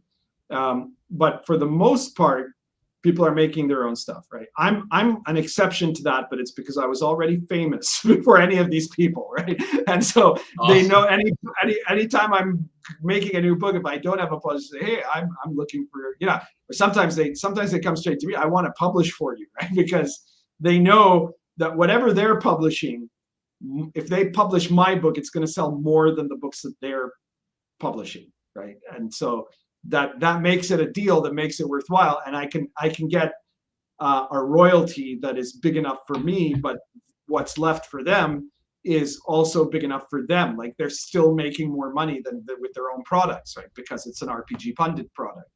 But that's super rare, right? So if you collaborate with some other publisher, the chance is that either they're not going to want to do it because they're going to be too busy making their own stuff and they don't think they're going to make more money by making your stuff, or if they do decide to take it on because they have time or whatever, they're going to give you a royalty, but it's going to be they're going to take a sizable chunk of that, right? Because you're not because you're an unknown, right?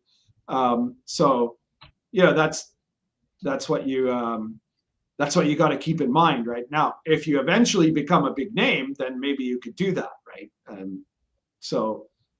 But it's not very common these days. The only reason I do it is because I know I'd be crap at the whole publishing side, right? I would not make, you know, I'd have to learn how to make PDFs. I don't even know how to make a PDF, right? I just write a Word file, I send it to the publisher, and then they make magic out of it, like yeah, you know, Matt Scribe has done with Sword and Caravan and Baptism of Fire, where they're absolutely beautiful.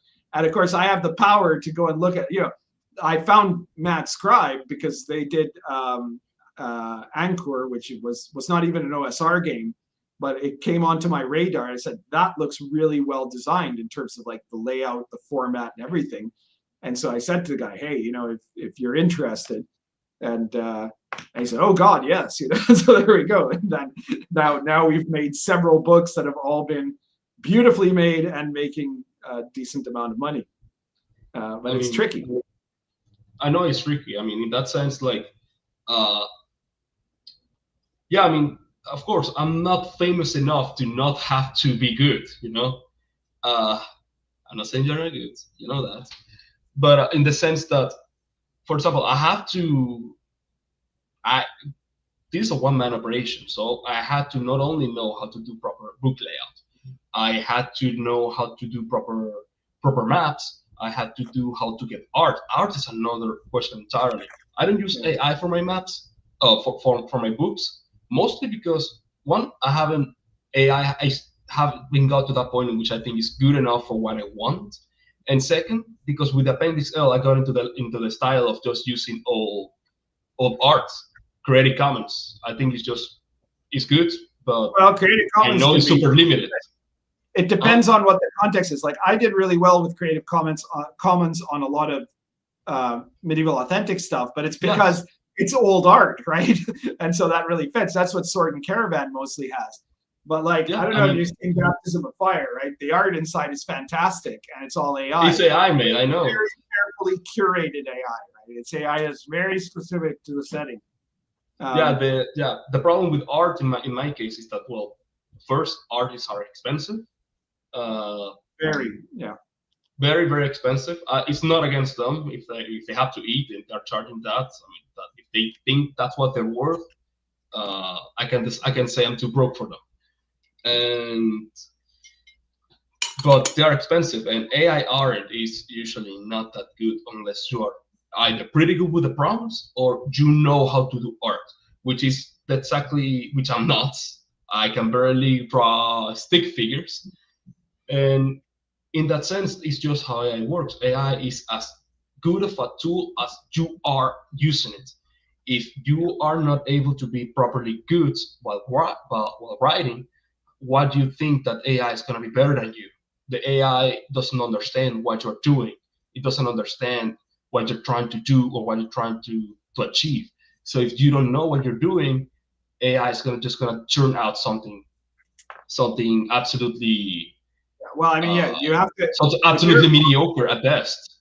If you're a publisher and you're going to use AI, you have to learn seriously how to curate the AI, to like how to direct it in the right way to produce the right style of art that you want. No question. And even then, AI is gonna mess up stuff. And I know from a fact that many artists, if they use AI, they're just gonna use it as AI as a base for what they want to do, and then they start to correct stuff up to the point that they might as well be doing another art piece, you know. And again, it's a nice approach. It's usually what I do if I ever use AI for writing. Whenever I need to make something for my tables and I have no idea, I simply say, "Oh, make me a 100 table of this," and I need it for a 20 table. And I just read through all of it. I take whatever I think is fitting, or I modify it, and in the end, I have a pretty good result of what I want. But again, that's because I know what I'm doing. The AI is not. The AI is literally monkeys with typewriters that eventually might give you something that you need. But you need to know what you're doing. If you don't know, well, what do you think the machine is going to know? Yeah, but I mean, I would recommend to anyone who is going to be a publisher, learn how to use AI. Right, like that's going to be a vital tool in the future. And I don't think there's any. You can't put the genie back in the bottle, right? As you guys recently. And I agree. What I do think, however, is that it's gonna become better and better at understanding the prompts. Oh yeah. Or there's gonna be some sort of algorithm behind it where it's gonna take like the history of whatever you've been asking it ever since you happening already. Using it, and then it's gonna understand what you're trying to imply. But I don't think that's gonna be soon. It's probably in 5 years, but you know. Oh, I told you. I think it'll be a lot faster than that. Probably. Same Riza has a question here. He says, RPG Pundit, I'm working on a sandbox. Is setting up the lore of the factions on the tables too much detail? What I'm going for is giving the DM a bunch of ideas for potential adventures. So what I would suggest to you, Same Riza, is that what you want to do is generate types of factions. Like if you look at in my Culture Chaos book, right? I created the different cults are classified by different like social classes, and then different types, like, you know, there's followers of the old gods, demon worshippers, different stuff like that, right? So what you could do is have a generic set of categories of different types of factions, and then for each one have a different type of table for that type that provides random types of lore for that type of faction, right? So, you know, the table for, let's say, demon worshippers is going to be different than the table for, you know, followers of the old gods or something like that, you know, and then that will allow you or allow the DM to generate faction types and then specific details that will make that particular faction of that type different from other factions of that type. That's how I would do it. Patrick Ellison says, should drop an ad for Lix's PDF in the Pundit files. Well, we can certainly do that if you.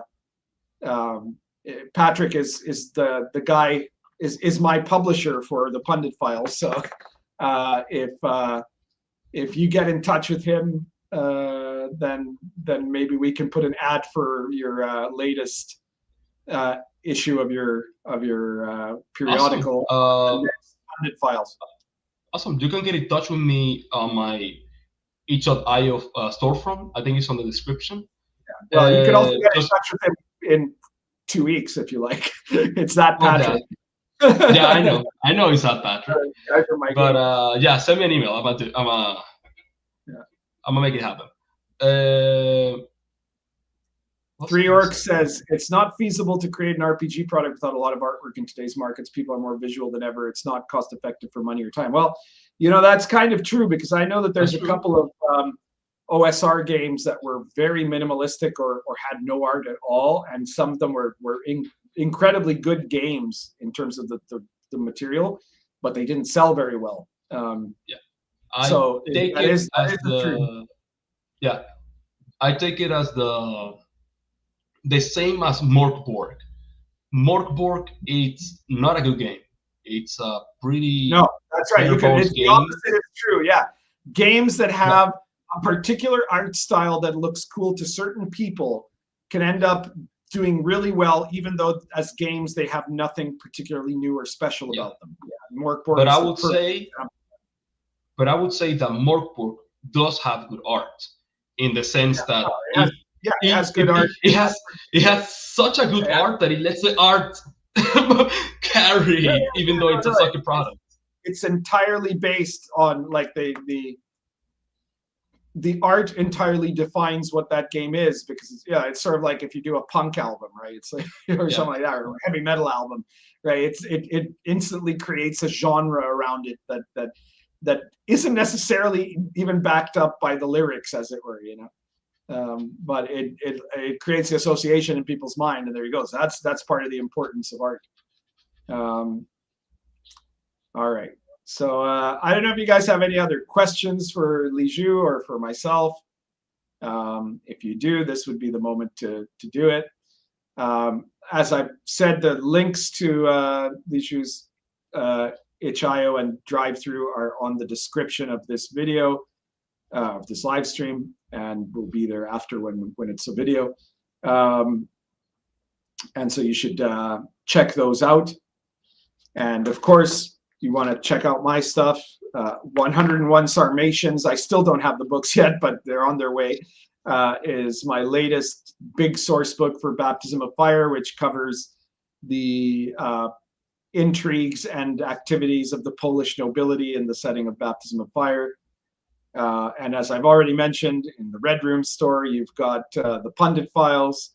And I guess I can give you guys a little, I already mentioned one of the products that's upcoming. So that would be High Tech Ruins. But before that one comes out, there's a couple of others that are in the work. The next one that's going to come out after Bunker the Ancients is the Diabolist class, because someone said, hey, it'd be really cool if you made a class for, Lion and Dragon or Baptism of Fire that was like an evil class for somebody who is a demon worshiper, somebody who's bound themselves to a demon in the setting and what they can do. And so it's set up to be a class either for a villain character, in an NPC or what have you, or in theory, if you're running that kind of campaign, for a player character to do. And then after that, there's also the legendary magic item generator, which is going to be like a guide to making magic items that are more unique and special than your kind of typical D&D campaign, where there's where there are all kinds of almost as if mass-produced magic items all over the place, right? So it's a way to improve the quality of your magic items. So those are going to be coming in the next several weeks, and you can check that out. I do have a question in that sense. Okay. When are you going to expand the Sword and Caravan setting? Because we are this close of breaking the setting by going exactly where the book does not go. Well, wait a minute. Where are you guys going that the book doesn't go? Well, we are this close to go to the south of Persia, which is exactly not in the book. No. Well, yeah, I guess you guys could go completely off the main Silk Road, and then that might end up eventually leading to me doing a Persian source book. I don't know, but in terms of Sword and Caravan, I do have a thought of doing at least one more big book for Sword and Caravan, but that would be a book about the Song dynasty and the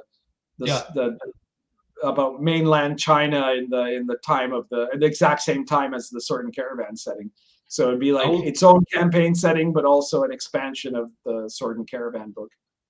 Yeah, so it's going to be the RPGPundit Oriental Adventures version, right? Sort of, yeah. Well, I mean, I am a bit of an expert on that area. So I heard. I'm not a big expert. I mean, I know a little bit about medieval Persia, but definitely not as much as I know about the Song. Yeah. I mean, the time period that I'm taking for my Oriental Adventure supplement is not really Song China. It's going to be the fall of the Sui dynasty, because I'm taking 3 different time periods for that. One for Korea, one for China, one for Japan, that are not really that connected. I just thought they were the most interesting for. In fact, I taken like the idiosyncrasy of the Eastern civilization in regards to their civilization cycle, because I know that unlike the Western fantasy that is based on the chaos following the fall of Rome and how everything was a mess after that, and why we have so many ruins, because the Romans used to use them. I know that China follows another pattern, and I wanted the fall of a dynasty, the stagnation of a dynasty, and the rise of a dynasty in order to depict the different settings. That's the approach that I wanted to take. So that's why I choose like the Sui dynasty, the fall of the Sui dynasty for China, the rise of the Silla dynasty in Korea during the Samhan period, and I forgot the name of that dynasty of that period in Japan. Right at the moment where the samurais form, which is they are separated by 200 years each, and it's super anachronistic. Mm-hmm. But yeah, I mean, I'd be down for a Song China supplement, because I'm pretty sure we're gonna go that east someday, probably. Possibly. Maybe. Let's hope so. Yeah. All right, so I think we're winding down here, and so I guess it's time to get to the last question. Though I know you're already gonna not take the reigning championship. Our reigning champion so far has been Driving and Dragons, who has won the answer to this question by far at the moment. So the final question, I will preface it for anybody who hasn't seen an episode yet, is that I'm very unusual in that in terms of nerd stuff, role-playing games are basically the only thing I do, right? Like I have some weird interests, but that they aren't particularly nerdy interests, right? Like not as in like pop culture nerd, right? Like I'm a historian and I'm into religious studies and all that sort of thing, but I do not do any other like stereotypically pop culture nerd thing, right? Like I don't play video games, I don't play collectible card games, I don't collect Funko Pops, I don't I don't play complex German board games. I play I play dominoes and things like that, right? And cribbage and stuff like that, but poker. But I don't play, like these typical nerd board games that are popular today. I don't read comic books anymore. I mean, I read comic books as a kid, of course, and up into my late teens and early 20s, but then I quit, right?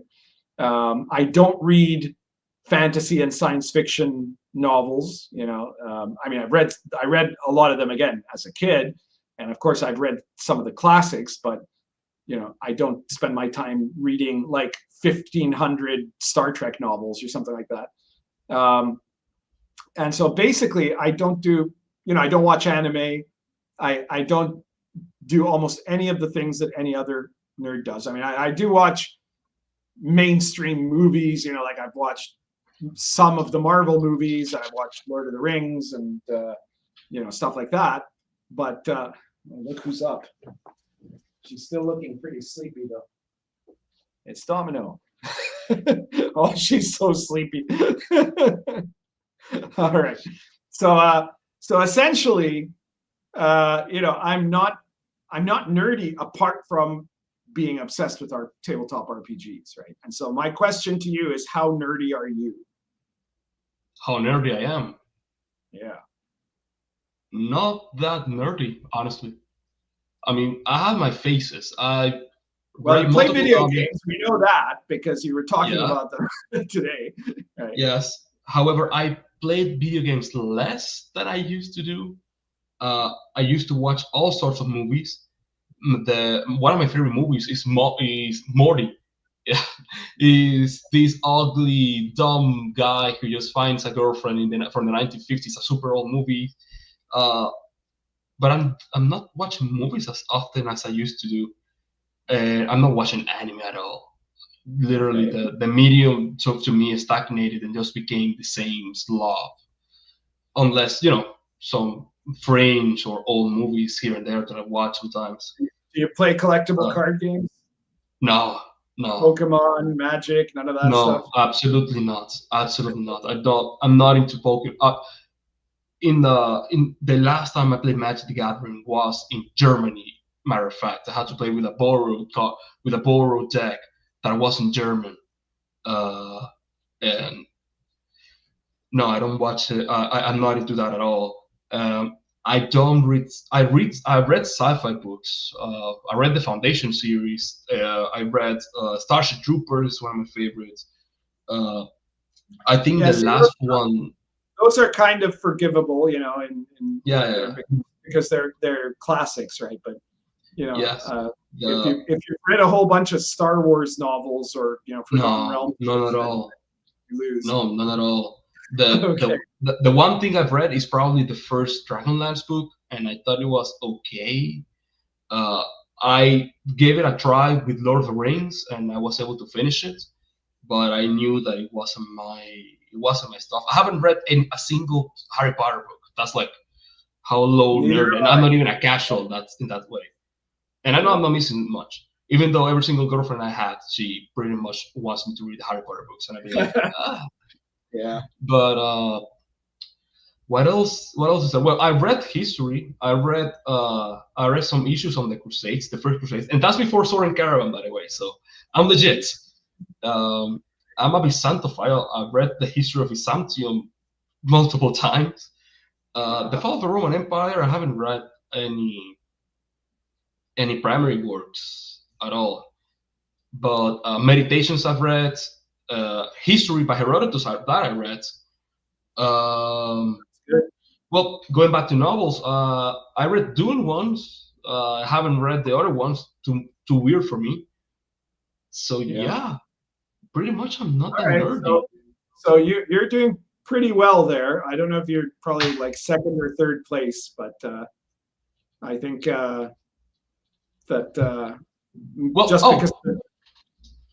Well, but you know what I read like a shit ton? RPG books.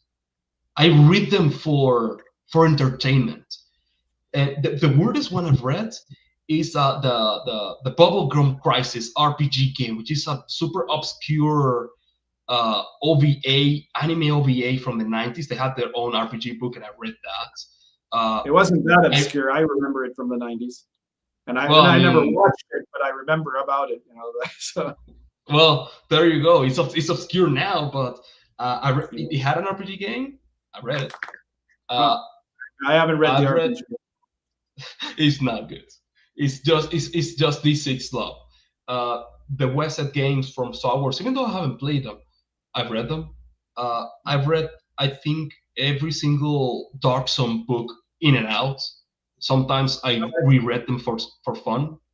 Obviously, any RPG stuff doesn't count because that's the one thing I'm into. So that's therefore acceptable. And actually, it's a really good idea. If you're going to be an RPG writer and designer, it's a really good idea to read all kinds of RPGs and to keep in mind which ones are good in your opinion, which ones are bad, and which ones have been successful and which ones were unsuccessful, and trying to figure out why. My favorite book in regards to design is design, only design. The rules are shit. It sucks. it's absolute garbage. But the design of the book is so nice that I just reread them every once in a while, and it's The Expanse. It was a TV show that I haven't read. I haven't read. It has books I haven't read. It's a TV show I haven't watched, but I just got the RPG book, and it's super cool. I love the setting. I don't play the game. It sucks.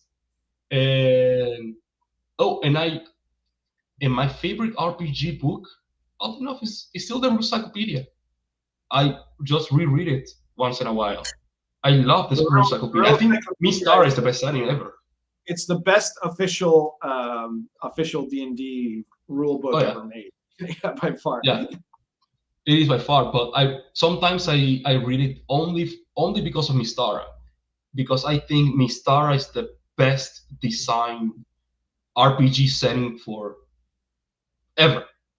To be honest, because more specifically, it's the best combination of a setting meant to fit the system that it was made for. Right? Exactly because of that, because the rules of D&D were made to fit Mystara, or Mystara was made to fit the D&D rules, and no other setting has that. Not even the Forgotten Realms. The Forgotten Realms do not have that. Not even Greyhawk. Greyhawk is just you can argue that Greyhawk was a setting that was the most suitable setting for running AD&D first edition. Yes. And Forgotten Realms was probably the most suitable setting for running second edition. But neither of them have exactly that same connection. No. Where like things about the rules of the Rule Cyclopedia, or be Beckham, right? Yes.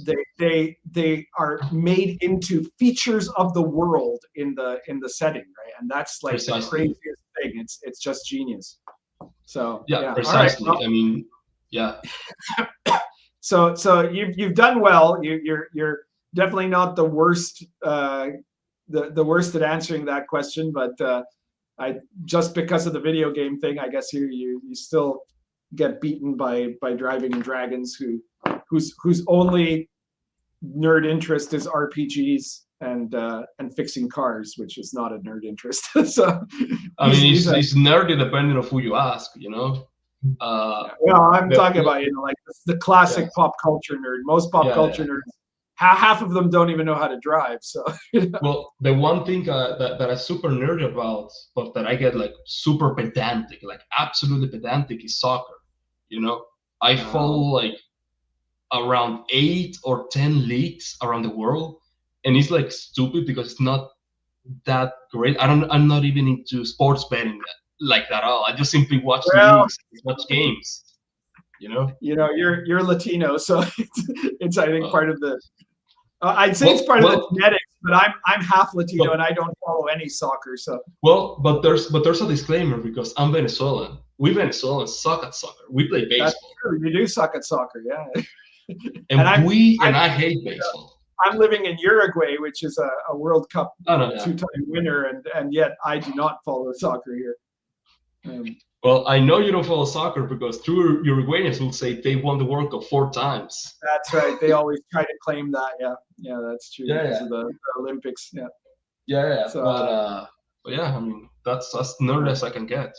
Well, I think this was a great interview, and thank you to everybody who's been watching, and to everybody who will be watching this in the replay. I hope you guys found it interesting.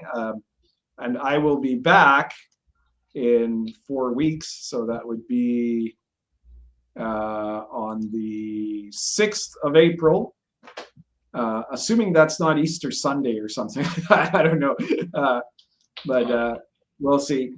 I'll let you know if it's rescheduled, but I don't know who my guest will be yet, but I'm sure that we're going to find someone interesting.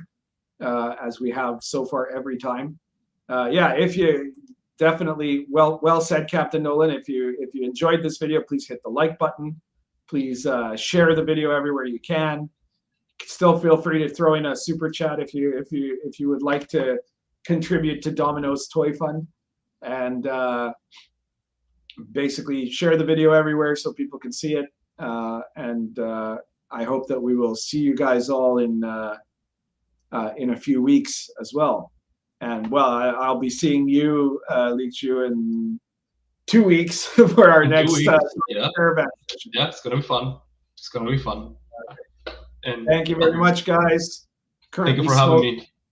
Lorenzetti Poker and Cabby's Mixture. Take care, everyone.